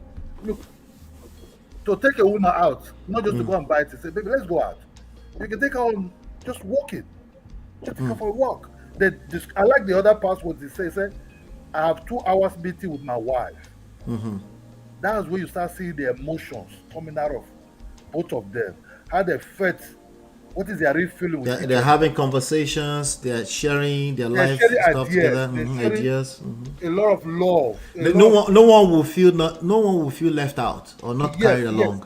Yes, that's what I'm trying to. Say. So don't come to Africa and say, I've been working hard. That's why I'm building this house. This woman is still giving me stress. At the end of the day, there's law of karma that will come out hook you one day. If you decide to take a second wife in Africa and you think, oh, you'll be all that. No. That is just temporarily. That money you take it to Africa to marry a second wife to show you are the man, and that second wife see you on your money aspect, everything will collapse one day because anything that goes up will surely come down. Facts. There's Yes. always law Yes. of karma that will come and haunt you. Then you have nowhere to run to. The woman you try to haunt will be progressive. Will say, "Sorry, I don't know you." That's just all. You just have to be truthful, be honest to yourself. That's just all. Exactly. All right, hold on. Let me get Natu. What do you think about all that so far, Natu? Natu did it. Yes, I'm here. What do you think so far? You know, honestly, I have to give credit to all the brothers for their submission. It's very interesting to hear men, especially from the African descent, and from how we grew up, to hear them talking like that. Right. Because it's always you're taking care of the house. You don't have to tell her what you're doing. You don't owe her anything. I want to give you a few one example my pastor gave us. And this is like very open. If you go on YouTube, you see the story. He said that when they moved to America, one thing he knows that he has never allowed his wife to buy a car. Any car that she wants, he will buy. When it's time to change, he change. He pays the bills. So his wife now says she wants to do nursing. He said, no problem. Don't bother about working. Just go to school. I'll take care of the bills. The year his wife graduated, you know what happened? That was when the recession hit. He's into real estate. This man lost everything. When I mean everything, I mean he lost millions. He now came to his wife. Sound like Say, me. madam, it have happened. I'll tell that story already. It have happened, but he told her, he said, I need a favor from you. Uh-huh. Just act like you don't have husband now. I want to go to Nigeria and go and see if I can get contracts and other things. Help me. The man said, you don't have to beg me. This man came out in the church that day, brought out his wallet. He said, all the credit card I have here is in my wife's name. He said, it's now that he's also adding him to the credit card to build up his credit. He said it was because of the investment that he has had in his wife. He's telling the men, it was on a Father's Day program. He said he made sure she was good. They don't have money fight. Anything that he's doing, his wife knows. Sometimes he's telling her, like, in case something happened to me, she said, go for me, go for me, go for me. Like, it's not God forbid. I just want you to know what is going on. And when the table saw what happened, she took care of him. So imagine that he was having money and saying, I don't owe you anything. What's going to happen? And if your wife start asking one kind, like, oh, now his wife is having money, she's talking to you anyhow, go and look for backstory. I'm not saying what they're doing is right. Backstory. And that's what I am happy about the submissions of the brothers just now, because there's a backstory, right? To everything. But why there's the backstory, the backstory, bringing that backstory forward to now start to, it still feels iffy to be using it to lecture women when a woman just got deleted. It still feels funny somehow, you know. But I think we're having that's why I calm down and I try to engage some patience myself. So maybe we can get to somewhere here, because the reality is that in life there will be crisis. You're not going to get away with saying, because somebody did this to me, it's why I did that. That's not going to fly. People will, at least the authorities, even if people try to catch stupid empathy, the authorities will say, you deleted a person. There's no excuse. Unless we're talking about self-defense and there's clear evidence for self-defense. There is no excuse, you know. And that's why I felt like, you know what, I wanted to drive them in the direction of, if you are a man and everything that the sister said yesterday, whoever the auntie said yesterday, is true. Let's say everything she said is true. This woman was a cheater. This woman has been cheating. This woman has manipulated you. This woman has treated you like shit because you couldn't bring money to the table. In the worst of the situation, your worst nightmare is when it's the most difficult to make the right decision, not when everything is rosy. It's when it's the worst case scenario. What would you do? Is what I wanted to. That's the lesson I wanted to get out of this. How can we prepare our brothers for, if you find yourself, you feel like it's your worst nightmare, you feel like the heaven is about to fall out of the skies? Because every man will feel that. If you feel like your wife is cheating, or you feel like you can't trust her, or you feel like she's disrespectful, you will feel that heat. What will you do in that situation? That's the conversation we should be having, because there's no guarantee in life. Even if you walk a straight line, you might find yourself in a situation. Everyone's threshold is different, right? Emotional threshold. You might find your situation that makes you feel like she's taking your balls away from you. What would you do? And that's why I posed that question, so that we can focus for once. Because you wash your wife's pattern doesn't mean she's not going to make you feel some type of way tomorrow. What would you do if you feel some type of way tomorrow? Your reactions are your responsibilities. Your reactions are precisely your actions, right? What would you do in that situation? The other side of the situation is, but let's, because I'm going to come back to that one, which is, let's solve the problem from the other end. Let's teach women what to do so that their husband don't delete them. That's weird. That's the struggle that I'm having, But yes, anybody wants to let's drop our last words. And then we'll call it a night. Who wants to go first? Okay, let me go. Yes. It's a good discussion, and I really challenge the brothers here a lot, and the lady here also. I've been married for this November will be 26 years. Awesome. So love it. So I understand where some of our problems are coming from. 99% of our problems are coming from Africa. Not what is actually going on in the Western world you stay in. Because some of this pressure come over, they started lashing at your enemy is the one you see face to face now. Because you're not seeing them there because they're far. So you get frustrated, then you start turning at your partner and start saying, if not you, they asked me not to do that. I said, let me go and give them the money. You said, no, we need the money for that thing. You're the problem. That's why the people they're sick. You start bringing far away problem into your real Isa home. So some of all these problems you see that result to all this by even the cheating sometimes come from Africa and say, you trust your wife. Your wife is cheating. Right. Actually, it's not from. Right. It's not from any source. It's just somebody sowed that seed in your head. Yeah, somebody just want to destroy the relationship. Yeah. That's a fact. Yeah. Then this thing is in our head continuously. Like, so it takes you over. It takes over your brain. Yeah, take over psychologically. The boss why do you talk to me like that? Why did you don't have respect? Why you talk to me like so this is result to some kind of like reaction and for reaction and reaction for reaction. We just have to focus on where you are, because once you get married, your wife comes first and your children, if people have children, build that bond together. Yes, sir. Don't lie to her. You also let her understand you don't like lies. You have to show her first, like, look, show her first. Yes. I don't like lies. I'll be honest to you.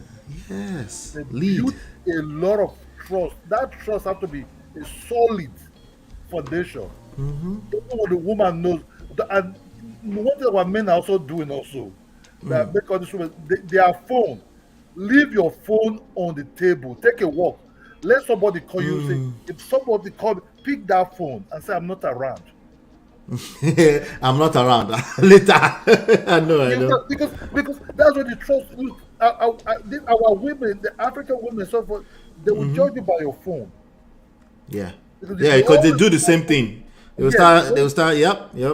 Put that phone in the pocket. Put that phone in the pocket. If you really trust yourself, that you're not doing nothing bad, you don't have any other things. Let that phone be free on top of that table. If the phone ring, you are somewhere. Say, hey, pick that phone. Who is that? Please tell me who is that. You tell me. That woman will pick that phone. Hello, who are you? These are trust building. You build the trust, and let also be one phone. You understand? So these are trust building. You build this trust. Once you build this trust, that person, look, this man, I have to be open to him too. Yes. I like the way he's treating me. So if you treat a woman right, really, I understand. Women will even multiply it. Let's be honest. They are incubators. But will you treat a woman really, really right? Yeah. I swear to God, it will give you back times 1 billion times. Yeah. You understand? We'll give back 1 billion times. So we have to try than getting frustrated on these people that, or your wife that is your partner, because the problem is coming from Africa. They lie to you continuously. They say, somebody told us she's this. Somebody told us she's beauty her. Somebody told us is that. So, no, just okay. Don't interfere into my own personality. You're not the one that married this woman for me. It's my woman. It's not your woman. Yeah. If whatever is doing, I will find out. Okay, Baba, don't tell me anything. So we just have to be straight, because most of these problems are actually from Western world, all coming from Africa. The arrows and the everything are coming from Africa.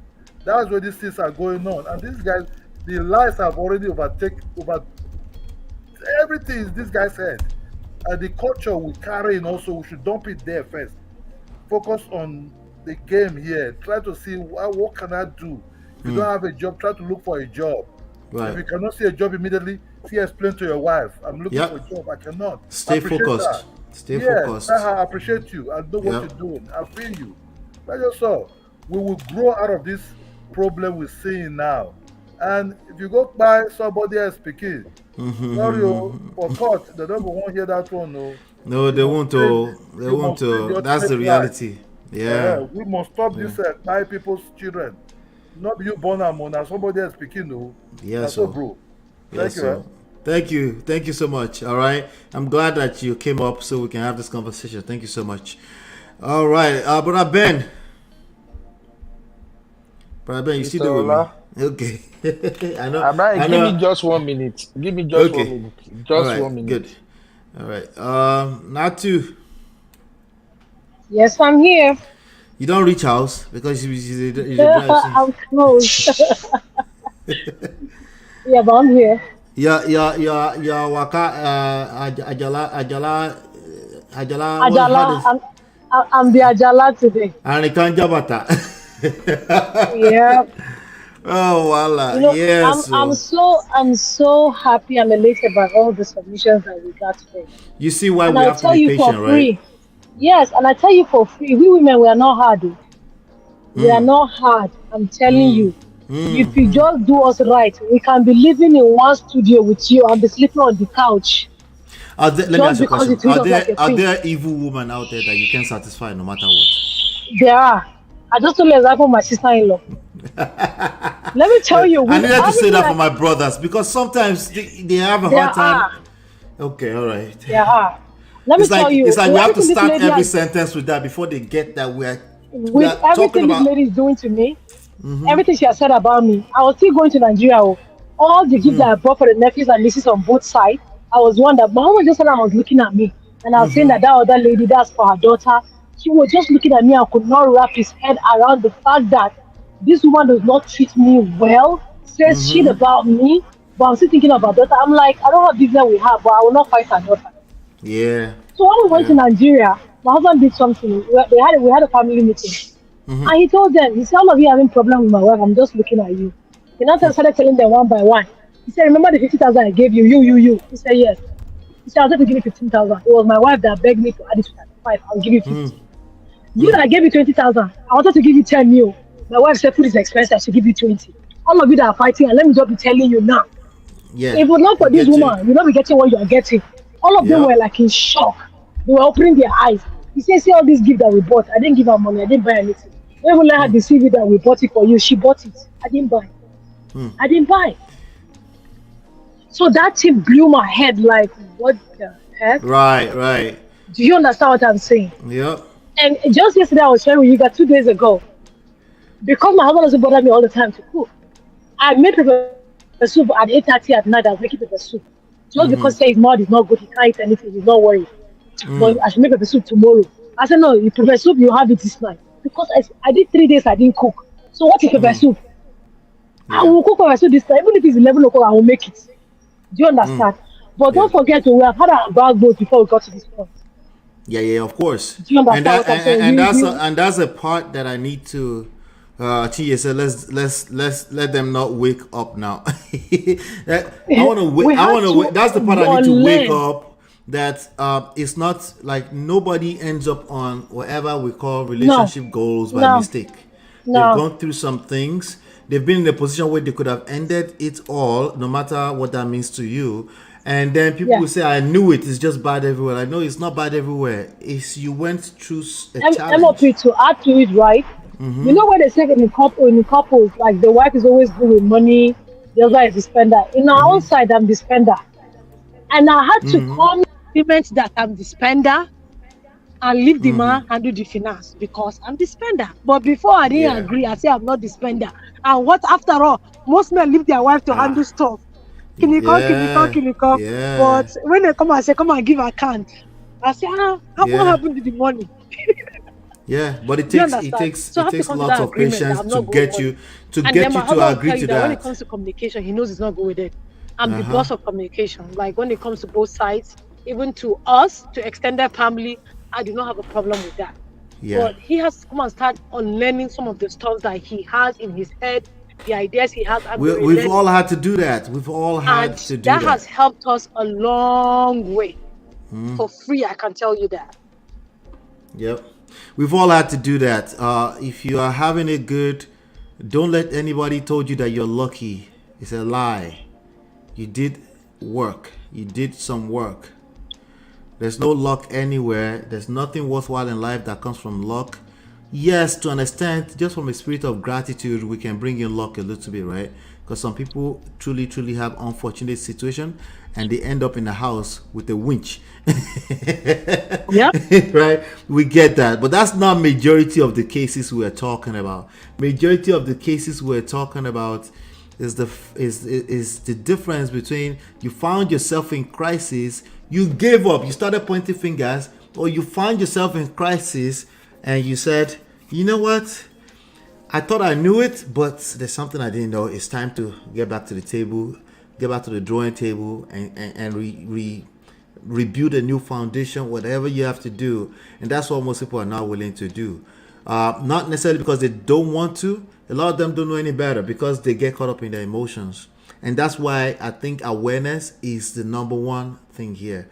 We need to keep bringing awareness to it so that the next time you find yourself in crisis, even if you have a good going for you right now, you know that, hey, I don't have to give up. I don't have to conclude that this is just how it is for everyone in the world. No, there's something that you're missing. Oftentimes, yes, you're a good person. You feel like you've done everything right. So no one has the right to do you wrong. I know that feeling. We've all had that feeling, right? You feel like it's not fair, right? Yeah, but that's not where your power is, okay? That's victimhood. Yes, you're right. You're a victim. Okay, but now let's do the work. Okay, let's do the work. And I mean everything I'm saying with everything I'm saying I'm trying to get you to understand because it's my brothers that feel the most like that on this platform. They feel like I'm not hearing them. I'm not hearing what their plight is. I get it. At some point, we got to get to the solution though, you know. Thank you, Natu. We'll talk soon. All right, let's get to Brother Ben. You did, yeah? Are you ready? Yeah, well, Mr. Ola. I'm so glad I was patient with you and Brother Ola. Oh my God. I'm so glad. Oh, really? I was patient too because I could see where we're going, but you guys were all the way at the. I'm like, all right, let me just listen until we got to a place that I feel like we're getting somewhere, you know. Go ahead, sir. Yeah. Basically, all I'm saying is that, you know, we all have sisters. Mm-hmm. We have sisters, we have daughters, and we want to train them right. We want to tell them the truth. But when it comes to issue of marriage and other women out there, we as men, we don't want to tell them the truth. We just want to kind of like, oh, okay, the narrative is okay. I don't know if you get my point. So that's where I was coming from. That I know. We have to fix this problem. We really have to let women know how men feel. If they can have an understanding of how men feel, then we wouldn't be having a lot of problem. And at the same time, our men also need to understand where women are coming from, their expectations. So that's just my standard. Look, here in abroad, to move forward, you have to first and foremost lead as a man. Mm-hmm. You know, I mean, Yeah. I can't emphasize that enough.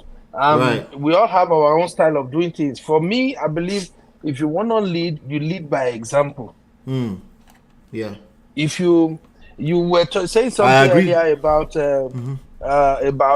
if someone told you your wife is cheating or something, I think I hear you saying something about Yeah, that. somebody told That you your wife is cheating. That's gonna the reality of life is that that's gonna occupy your brain, especially if you already feel insecure, especially if you recently you've lost your job for a prolonged amount of time. You're already feeling like you're not a man again. It's gonna, even if you try hard not to believe, it's going to occupy. You're a human being. It will occupy your brain. So if you've never heard this session before, you don't know any better. You don't realize that you're just being a human being. You start looking for all the signs all over the place. That's going to take over your life, literally, to the point that yes, you might end up committing the ultimate. God forbid. God forbid. Well, these are normal. These were normal people. They were walking around the street like normal people before this happened to them. yes. You see how I say happened to them? Because it's sad that it happened to him and her, right? See, Mr. Ola, in my own opinion, when it comes to cheating, my thing is, if you don't cheat on your wife, it will be hard. Like if you do everything you have to do, you are a responsible man. You protect, you provide, that you do all that, and you are not a cheater. I don't. Well, maybe we are different. Because for me, I don't even think. Say In my it, wildest brother. imagination, is it possible can my wife cheat? I don't know if you get my point. That's the big problem that men have. Yes, women do cheat. Yes, they do. It is just face it and say yes, they do. They have options. It doesn't mean they exercise the options, but they do have options. It doesn't matter how much. It doesn't matter how big a fupa is. It doesn't matter how much a stretch mark is.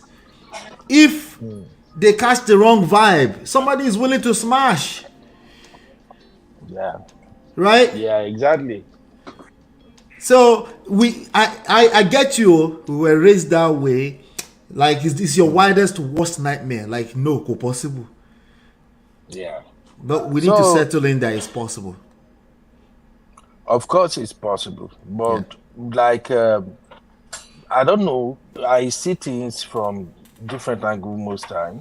My thing is, if you have a cheating situation, you yourself, you would have had that feeling that something like this might happen based on what is going on within the house.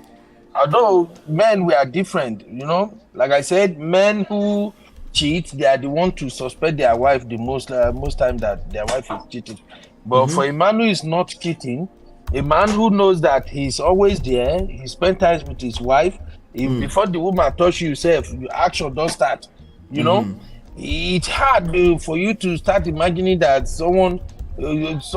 your wife is cheating. That's just what I'm saying. It's possible. I'm not You're saying not it's not imagining possible, it. It's just taking over your mind. It's your worst nightmare. Okay. So, yeah. Because remember, you already, not you in particular, right? But whoever that person is, they already feel insecure. They're already thinking the first thing that people tell you when your wife is not listening, if you end up in a small crisis conflict with your wife, and you mistakenly tell a friend who is also a retard, right? Excuse my language. The first thing they tell you, I think she's cheating. That's the first thing they tell you, right? A lot of people, the first thing, even women, will tell you, the first thing they tell you, I think she's cheating if she's doing this to you, because up to when human beings, even including women, up to when they see a woman cheating, korokoro, they don't believe women cheat. Right? So I'm not saying we should all be walking around expecting our wife to cheat. That's not what I'm saying. What I am saying is that we should just understand that like what you brothers have said so far, treat them how you would like to be treated, right? Exactly. Everybody has options. You should think you have options, because if you think you have options, you won't overreact to somebody, some third party telling you that your wife cheats. You will wait for evidence at least, so that you don't end up doing shalaye, and you're not tired from no evidence. You Exactly. at least wait. But exactly, my brother. yeah, if you're a very secure man, you're correct. If you are an insecure man, which a lot of these brothers floating around the internet are insecure.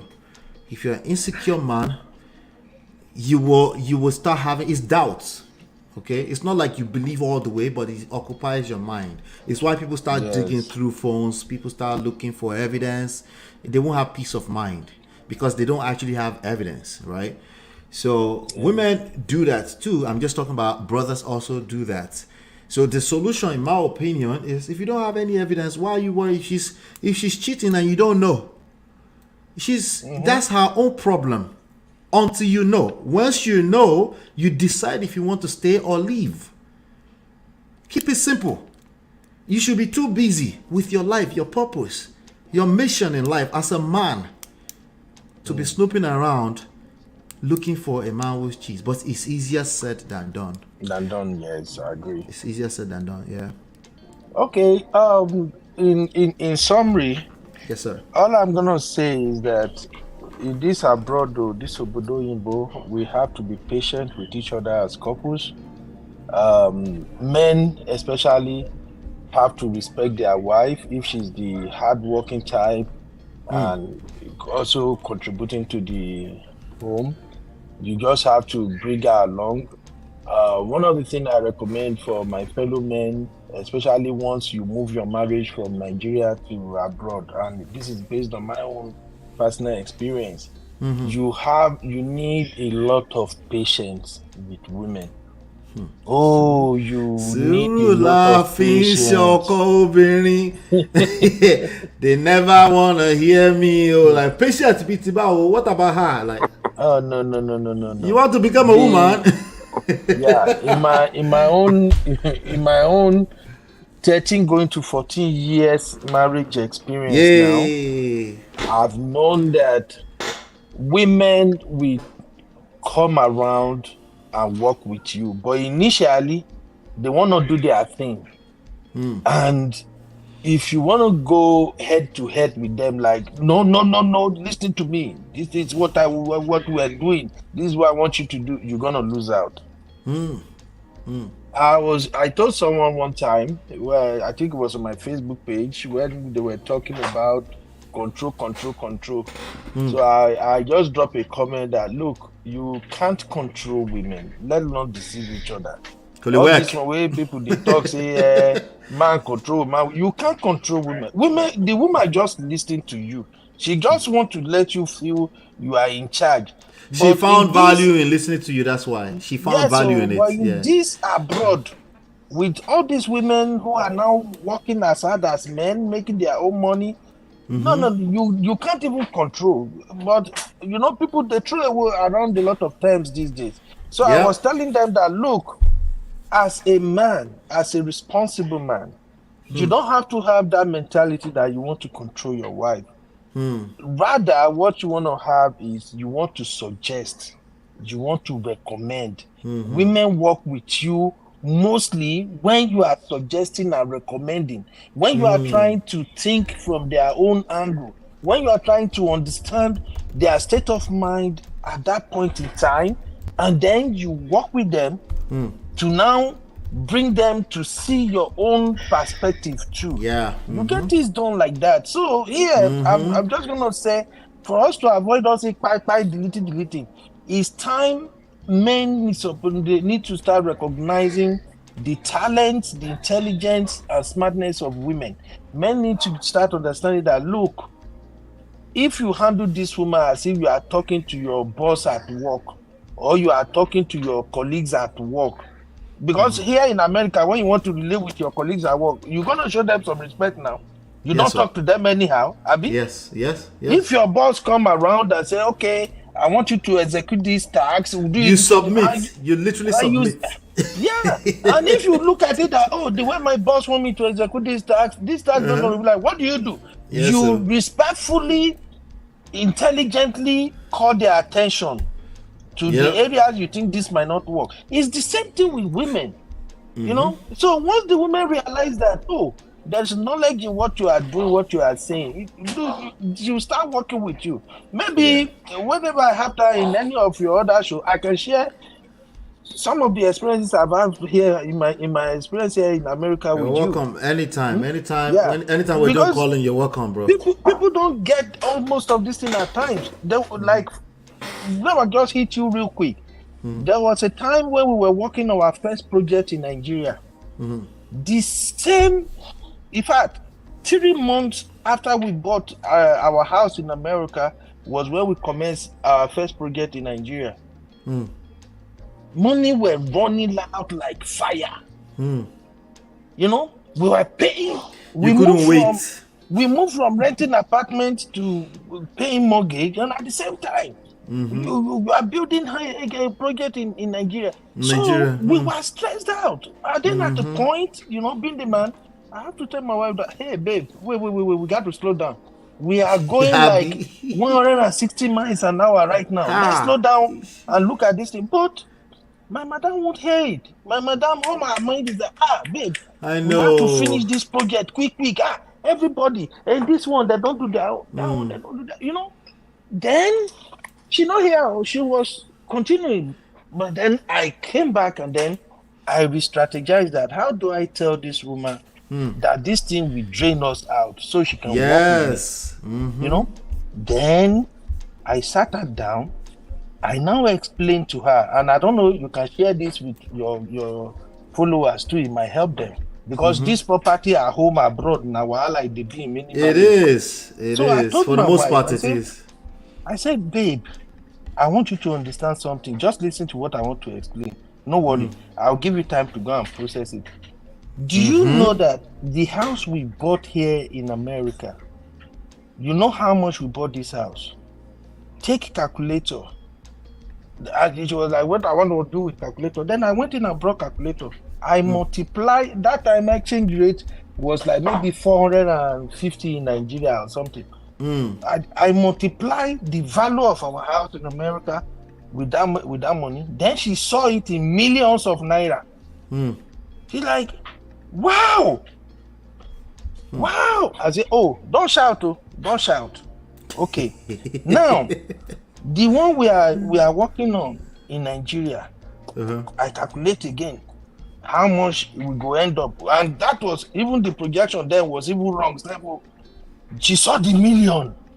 I now say, okay, here's your salary, this is my salary, this is our bills and everything, and we have to pay mortgage. Babe, because we bought house in America and we moved in, has clouded your understanding that this is just like building house in Africa. Now, you see, the way we are paying mortgage every month, that is equivalent to us sending money to Africa every month for project that we are doing. Now, imagine we are paying mortgage here and at the same time we are sending money for African project. Don't you get it now? That is why we are running out of breath right now. Hey, then she sat down. It didn't take her too long. She's like, nah, true. Me self gone they broke now. I said, oh, you self done they broke, Abby. Which wasn't the case. So the bottom line is that you have to work with your woman. That's just what I'm gonna conclude with. Work with your woman. Once the woman say you they explain, you they shalaye, even though she's packed today, you shalaye, she's packed tomorrow, you shalaye, and you are patient, then she will turn around. By the time she comes around, bros, the enjoyment today. Thank you so much, brother. Thank you. I appreciate you, man. Anytime, you're welcome here. Yeah. All right. Brother Patrick. I'm going there. Ben, don't go. He's still here. Brother Patrick is here. I have to quickly attend a meeting for 30 minutes. Yeah, let me summarize. You know, Allah, you guys have said a lot. I'm learning from you guys anyway. Ben, thank you for the wisdom you are bringing. You know, this is how we relax with Allah. I like relaxing with Allah. Thank you, sir. There, at Obodoyibo, there are a lot of, how do they call it, 100,000 spirits. How does Ola call it? Monitoring spirits. But yeah. So, first of all, let me tell us, all of us that are here, Ola, Ben, yes, sir. There is no doubt about it. We are going to make it in America. Amen. Amen. And we've also made it as well. So, I'm going to, I hope all the men will be listening. You are going to make it in America. Amen. Amen. You don't have to struggle with your wife. You don't have to. You know, Brad Ben was talking about how he was in Nigeria carrying his car. But he came here despite the struggle. He's doing well now. He's a nurse. He has his own business. Yeah. I'm here. Ola, I've done CNA before. Maybe for 6 months I said I'm not doing. For 6 months. I was in school. I was doing part-time and I said I'm not doing. Even though I went to CNA school, I said I'm not doing. You know, my wife is a nurse. I said go ahead and do. All of us cannot be nurse. I said go ahead and do your nurse. I went back to school. Most of us that came in here like Ben or we have our first degree back in Nigeria. You know, that will even prepare you to want to go back to school. We went back to school. I have 4 degrees now. Wow. I have degree in English and literature back in Nigeria. I have a degree in accounting in America. I have degree in supply chain management. I have an MBA. So I am not stupid. So I just said, well, I don't have to be a nurse. The children were younger than somebody has to be there. I can't be running. My wife is doing first shift. I'm doing second shift. We are just running like somebody they are pursuing. All these things trickle down to the children. You might think they don't know. This thing is they are paying attention. Yes, sir. God bless you. In every sense. God bless you, sir. So, Brad Ben, we all make it. Amen. Amen. Yes, whatever your wife is, you are the same thing. And if she says, well, she wants to go the other way, you yourself, you are not lazy. Exactly. So if you can build yourself, whatever your wife asks, if you say yes, it's for her, your eyes should not be going there. So I'm going unless I buy you. You don't have to do that. That's where it starts. Yeah. Yes. That's what I tell men. I have a lot of my friends that are professional. They have PhD. They are making good money. Engineers and their wife is doing fine. That's the first thing I always tell them. If you can establish yourself, support your woman. Let her go. You following each other. You know, that's what I keep on saying. If you guys want to do business together, fine. If she says she wants to do, like I told you of the case of the pastor and the wife went to Nigeria and built a house, he doesn't know. It happens. Yeah. It happens. One of my juniors, he's a medical doctor in Texas. He said, Uncle, he's tired. All his friends that he graduated from medical school in Nigeria, he went to Ogun State University. 90% of them here in America are divorced. 90%. Wow. Yes, 90% are divorced. The wife is a pharmacist. She has a PhD in pharmacy. She couldn't even get a job. She's into IT now. People ask her to lie about her that she has 10 years of experience. No, she can't lie. Yeah, that's what they do now. Are you sure, sir? Oh, you're letting him out. Yeah, she says so. She's there. The husband is a consultant. The husband, they are there together now. You know, their children are doing fine. It's not about money or lie. You understand? I get it. It's not all about money. People have said Allah will have made $1 million. You just told us how much you just got him from your whatever, but you are contented. You are there. Yeah. So that's the first thing I tell men. Gone are the days I will be home now talking. I'm on my bed now. I'll be running around doing this. I don't have to do that. Yeah. Yes. So that's the first thing I tell men. There will be issues.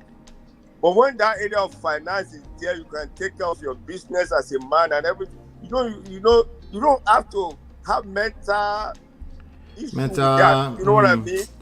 Yes. It starts with taking care of ourselves, don't it? Because anybody can lose their mind. Yes. You take care of yourself. Take care of yourself. Don't rely on other people to take care of you. Yes. Don't have this I said it on the show yesterday. They have this thing, they think everything is a right. No, there's no right. And one thing I like about America, Ola, there is dignity in labor in America. It doesn't matter what you do. Nobody asks you as much as you take care of your family. Yeah. Like I said, Brad Ben said that when he wanted to go to school, he drove Uber. What's the big deal about that? No, it's not a big deal. There are many people that do it as their secondary income. They don't want to spend their regular money. They want to. Yes, I'm sorry, sir. It's just people who don't understand how things work. I am a nurse right now. I have 4 vehicles. I still have 2 of those vehicles registered on Uber. I've never driven Uber now since I left school. But every year I could just go register and put. Just I'm in just case. saying, just as backup. Just in case. Or somebody need a car to drive around for extra change or something. Exactly, my brother. Sorry, sir. I just wanted to ship that in. You are good. They said idle mind is a devil's workshop. When you are hard, you have mental whatever. Sometimes when you are arguing with your woman, what you need to do is go and drive Uber small. Bring $50 in. That's all it takes sometimes. Before you come back, everybody go see man.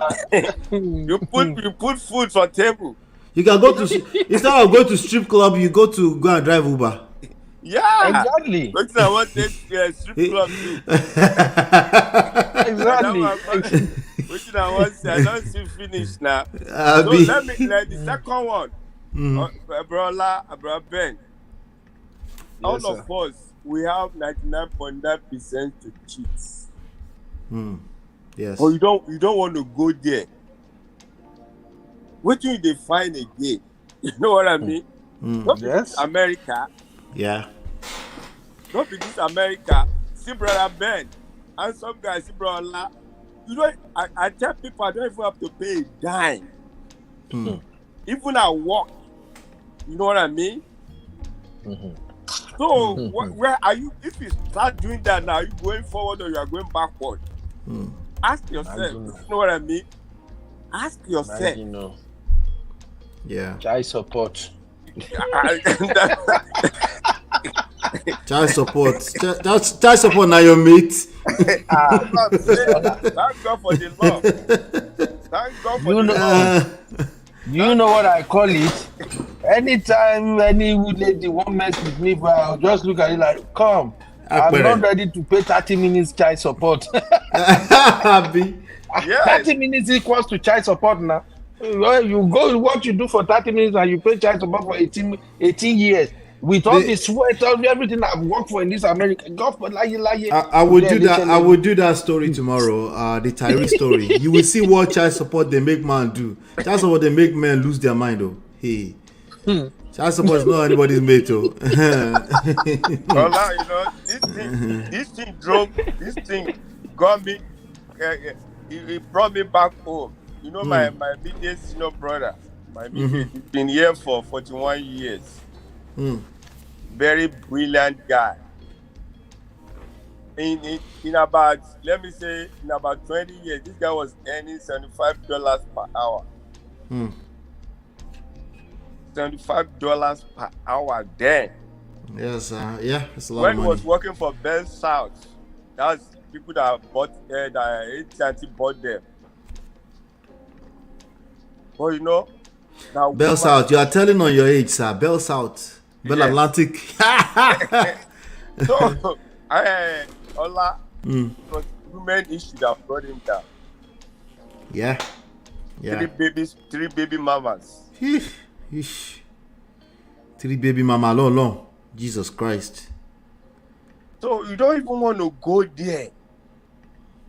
They're not the best man pick make no put hand for fire now. You know what I mean, Ola? One Nikki ọmọdé má dẹ́tẹ̀. If you can live inside of the Igbo by yourself. You know, like all we can do is talk, you know. Yeah, I mean, there's tons of lessons here. We are reflecting about life, about the consequence of evil. You know what I mean? Let me round up. You know, the kids of nowadays, even as Christians, you know, they have the anointing of Samson. They don't have the anointing of Joseph. You know what Joseph did? Joseph ran away from the wife of 45. What did Samson did? He said, I have that power. Let me go and meet Delilah, that beautiful girl. No. Is that not what brought him down? Even though God anointed him, the anointing fell. So, talk about women, just you make up your mind and say, no, I'm not going that route. Yeah. That's what I tell every man. They will come. Anywhere you go to, they will come. Thank you very much, Ola. Thank you so much. I appreciate you, brothers. I appreciate you. You're welcome anytime. Please, let's have the there are many of our brothers. Let me just encourage you, right? My method is a little bit too rough for them because I can see further than most people. Okay. But it takes patience to really bring everybody along, right? Because people are really going through, both men and women, they're going through a lot. So it's very hard for them to hear you if it sounds anything like you're belittling their pain. Okay? If it sounds anything remotely like it. So it takes patience. So sometimes I may not be patient enough. You might be able to pull me back just because we have mutual respect, we can have conversation. You see what I'm saying? Yeah. So it's very, very important. But we're missing out on social and emotional intelligence. That's why Brother Ben kept saying we can't tell truth anymore. No, I want you to tell the truth. I am patient. If you are too fast for us, I will slow you down. If you are too slow for you, you can bring me up to speed. We will rub minds together like that until we get it right. I don't have the absolute solution to everything. The solution is inside of the insights that people get. They will make up their own insights from what we're saying, right? But now somebody today probably felt a little better. Like, yes, I'm collecting shege from a woman, but some people can relate. They've been there, done that. But there's solutions, there's ways, there are methods, there's strategy to get through this. And the reality is that many of them haven't had the opportunity to try some new strategies. They've just been busy saying they are right, and we never say they're not right. We're just saying it's not about right and wrong. You married somebody who is wrong, so that makes you wrong. So now let's get back to So is this conversations that's going to help a lot of people? So please, you're welcome every time, anytime. All you have to do is tell me, Ola, drop the link.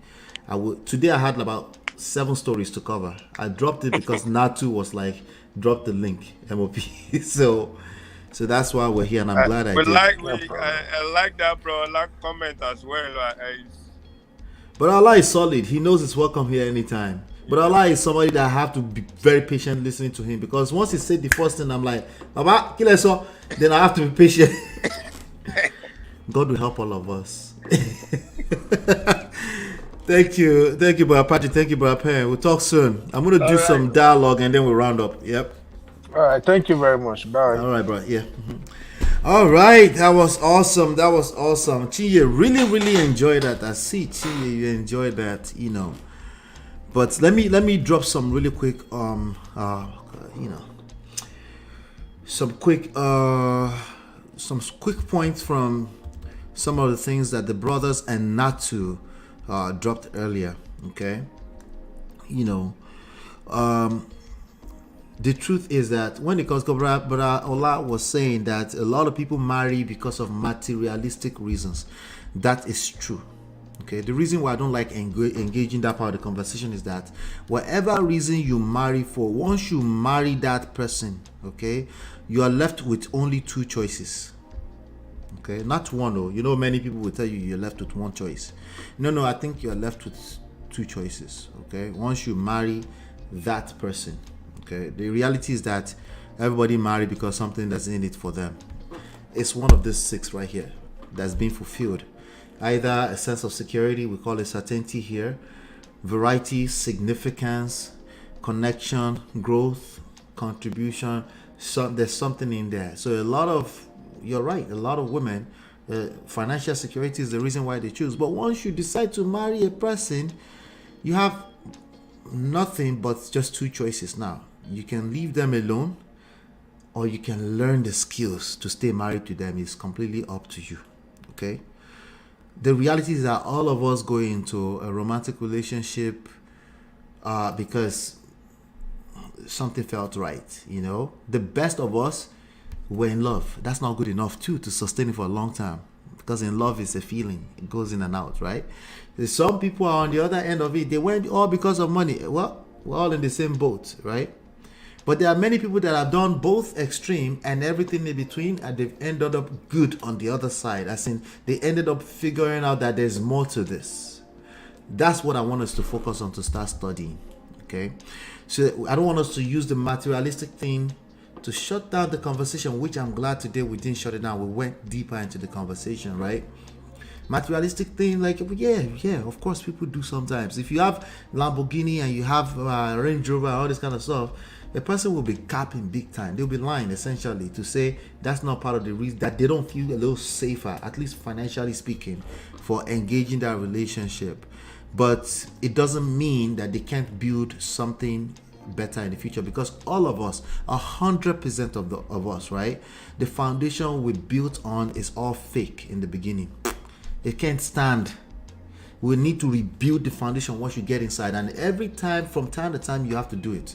You have to like reassess the foundation and see if you can rebuild a new one or patch some places, just like you would do in any kind of house, right? Indians and Nigerians, there's literally African Americans fantasizing about us, thinking we have it all traditional. Let's not deceive ourselves, okay? That's why you see the ladies will tell you very quick, like Indians where they're buying themselves inside house. That's what you're comparing us to. Let's not bring in any generalization so we can get to the bottom. If you bring it next time, I'm patient, okay? But I'm just saying, it doesn't really solve any problem. They have their own wahala, just like you said yourself when you were here anyway, right? Okay, so when people do the worst, okay, if it feels right in that moment, they do the worst. They call the police on themselves. They manipulate each other. They will start using wherever they can find, wherever is the closest thing, right? They will use all of that to shame themselves. Everything but emotional intelligence. Everything but self-awareness. Everything but self-reflection. Right? That's what they will use in that space. Okay? There's no such thing as 50-50 in a marriage.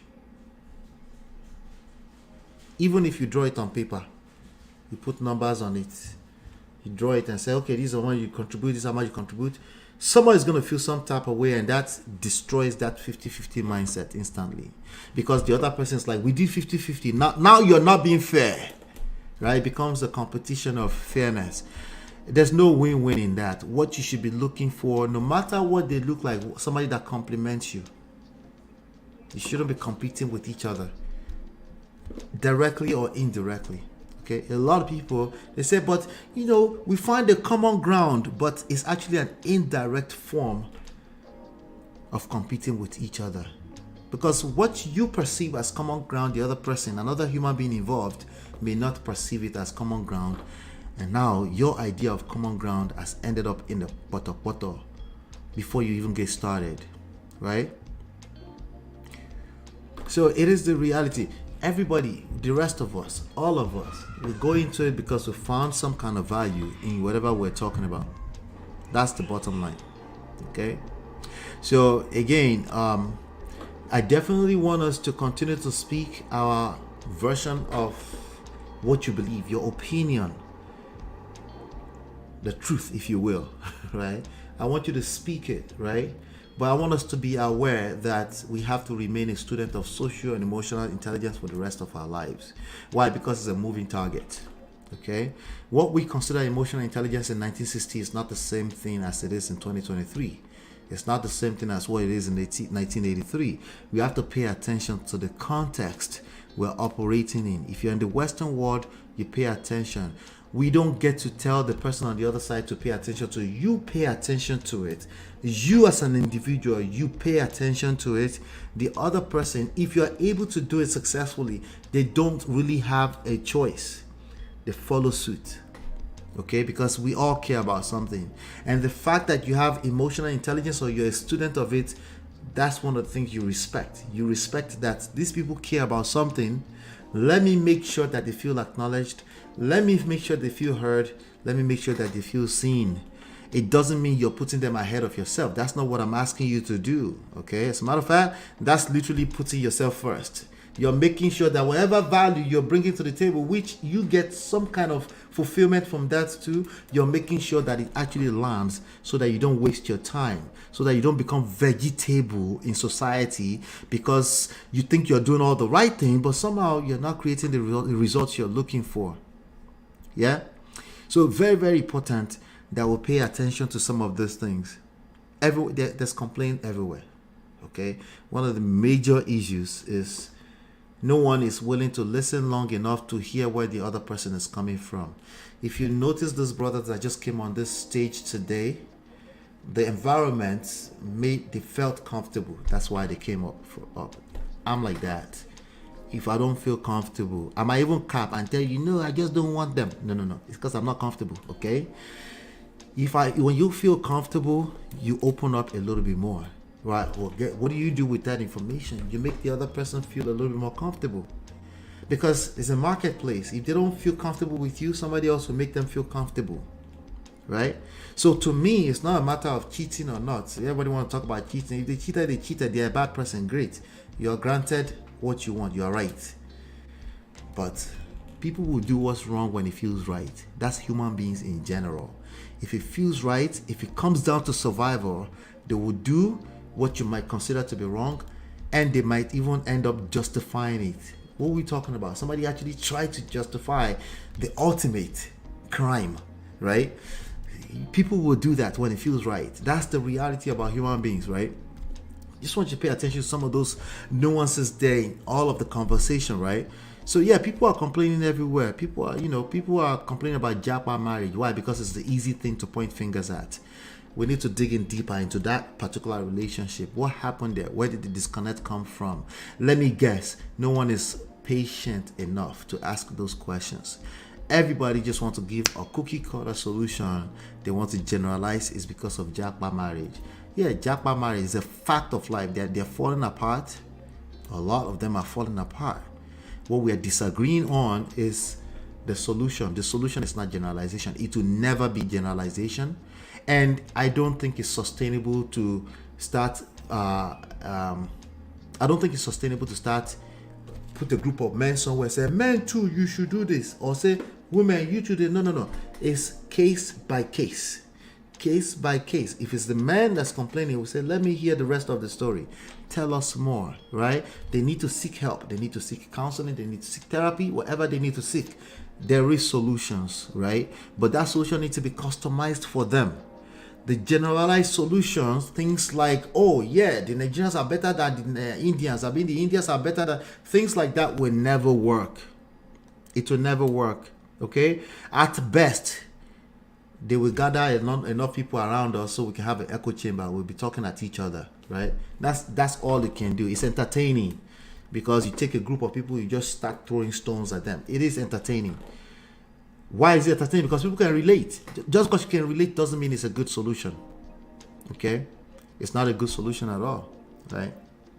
So, very, very important points that I wanted to make sure that I drop before we leave today. Okay? We keep talking about the cooking thing. No one is going through marriage crisis just because of cooking. I'm sorry. No one is going through. Okay? No one is going through marriage crisis because they hey, their family found out they are washing their wife's pattern. No, that's not the issue. That has never been the issue. Those are the symptoms. That's what it looks like on the surface, right? I don't want to, I don't want to wash pattern anymore. I don't want all these different things. Like, that's not the issue. You were washing the pattern before. So something happened that made you start to feel some type of way. That's what we need to find. The work, like getting down to it, right? It's not cooking. Like the brothers have rightfully said, no one is cooking like that anyway. People are cooking into freezers and they want food from the freezer. Yes, the woman tend to cook. And when the woman is cooking, when she's not complaining, it's not because she thinks she's a cook. It's because she actually finds pleasure in taking care of her family, nurturing her family. And once she stops feeling that way, yes, it's one of the easiest things to point fingers at. It's because you're not washing plates. No, it's not the plate. That's the symptom. I guarantee you, once you start washing plates, it will solve the problem temporarily, but the issue is deeper than that. The issue is at an emotional level. That's why marriages are falling apart, because of issues with emotional blackmail and manipulation everywhere. That's the reality. And until we start getting there, we will continue to miss it. The easiest thing is say, hey, you too, rot your humanity, wash it. That child is not doing that because of she doesn't want your humanity worship. That child might be rebelling against the humanity worship precisely. We need to dig in deep and find the root cause when it comes to human interactions, when it comes to human relationships. It's never the stuff on the surface. It just never is. Everybody is struggling because they get stuck on the surface. You were disrespectful to your husband. You shouldn't do that. No one is asking, wait, Kilagbe, Kileju, how did we get here? No one is asking that question. No one is asking that question. A lot of good points were made. I like what Brother Ben said about suggesting and recommending, right? There's a difference between controlling and influencing. Okay, influencing and seduction go together. Okay, controlling is I want instant gratification. I tell you, you do it now. Influencer, being an influential leader in your household, it's like you don't have to tell them. You don't have to tell them, right? You don't have to say much. But all of that will get questioned when you're in crisis. What you need to find out is, why did you end up in crisis? Not say, well, these are the rules, for the rules. It will backfire. It will continue to backfire. It is what it is. Now, in all of this conversation, I'm not talking about the winch. If you're married to a winch, divorce her. In all of this conversation, maybe I'm not even talking about the Mongo Parks. Maybe a tougher name, something a little bit like a monster. I'm not talking about a monster of a man. Okay? I'm not talking about somebody DV who tends to want to lay their hands on you. No, I don't discuss those people here. Okay? If you have somebody like them, please point them to a mental home. We don't talk about it. We're talking about typical people and typical issues that we all run into because we're collaborating as human beings. There will be friction. That's all I'm talking about. If you're married to a winch, stop arguing with your destiny. Divorce her. Why are you coming here to ask me to give you permission to divorce a winch? I don't understand. Doesn't make any sense. Unless you are just you're thinking maybe she's not a winch. I'm just trying to. Okay, then you need to learn how to explain yourself. Tell us the rest of the story if you don't want to end up doing a bunch of shalaye with no evidence. You could just explain, tired, no evidence. We go explain, because no evidence. We get it. You get it? If you don't get it, forget about it. All right. Awesome. Do me a favor. As you're on your way out, hit that like, share, subscribe, turn on all your notifications just to make sure that you're notified whenever we come here. I will be back tomorrow, 5 p.m. Yes. I think 5 p.m. But don't be surprised if you see me in the middle of the afternoon, Sha. But just make sure you turn on all your notifications, okay? Thank you so much. Hopefully you've been enlightened and educated. Let me just first of all say a big thank you to Natu for the $10 for being the sponsor of this show today. I appreciate you, Natu. She is a channel sponsor. She's also a sponsor of today's show. Please go ahead and support Natu. Natu, by the way, reach out to wife by Instagram. DM her on Instagram. I think she needs something from you, so DM her. Just in case you don't know, you can support Natu. She sells casual perfume oils and things like that. If you want to smell nice, reach out to her. 516-544-7320. All right. Again, hit that like, share, subscribe. Hopefully you've been enlightened and educated. I'll see you on the next one. Peace.